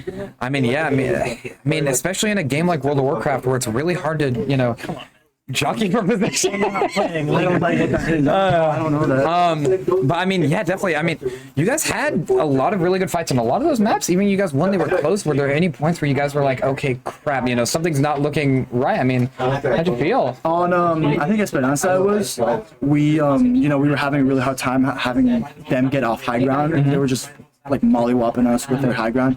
But you know, we pulled it back together. Last 2 fights, we were able to get important picks, some important swaps, and we were able to make it happen. That was like the one specific point where I remember things being really tight and like low-key scary. Yeah. Was the willingness to play Lucio more of a preference composition? Because you ran it there on Sarabasa, and you did a good job. I mean, you looked very comfortable, but there was definitely lack of willingness to play it, and it showed in that you guys weren't engaging very quickly. And both teams obviously weren't engaging because you were running double flex support. Was that because it's practice on other maps, or was that just because you decided to use? So, a few days ago, we played our semis against Jit, and we also got to Sudavasa, and we eventually just picked our comfort comps, and we picked our comfort heroes, and it typically just ends up working out for us.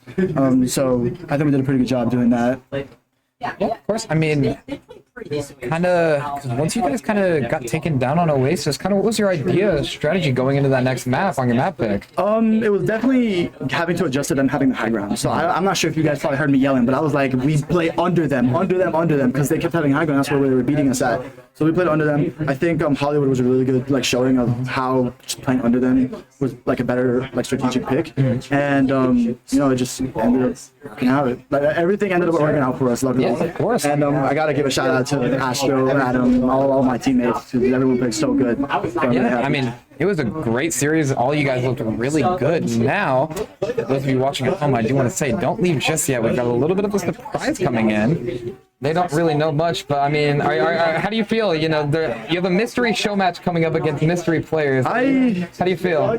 We have a specific comp we're probably going to run throughout. Despite, like, win or lose, we're going to play a comp. And I'm pretty sure everyone kind of has an idea in the back of their head what it's going to be, but that's what we're going to do. Do you think you know what's about to happen, or, like, are you just... I have a general idea. Okay. What's your prediction? Dude, I don't know who we're playing. I don't know what we're playing. I don't know what the idea is. We wanted to go get slushies after this. So You win 2 maps now. You win 2 maps, you go home, you get slushies. Now you're feeling even better, right? I mean, okay, we lost first map, 4-0 reverse comeback, right? depends on what the comp is. You'll see our comp, Okay. and you're gonna have 2 decisions. You're gonna stay your comp, or you're gonna swap comps. Okay. And you'll know what comp you'll swap to if we run. Well, thank you so much. Congratulations. Thank you. All right, and I Thank you guys mean... for casting us and for doing all this. Of course. Wait, go ahead and get ready. We look forward to seeing what you guys have coming up next. But yeah, once again, congratulations. Thank you for joining us. Thank you. Thank you, Ben. All right, if you guys will give us just a second, we're about to go to a brief intermission of sorts. Oh, here we've got a clip coming up from parts of the map. You know, that beat comes out, the Bastion. Oh, yes, I remember, of course. That spear from the Orisa definitely kind of stopping the push on the side of Boosted Academy. That Reaper ult definitely looked like kind of their win con in that fight. But we'll see what both teams maybe have a little bit more to offer for our next match. If you guys want to stick around for just a minute, we'll be right back.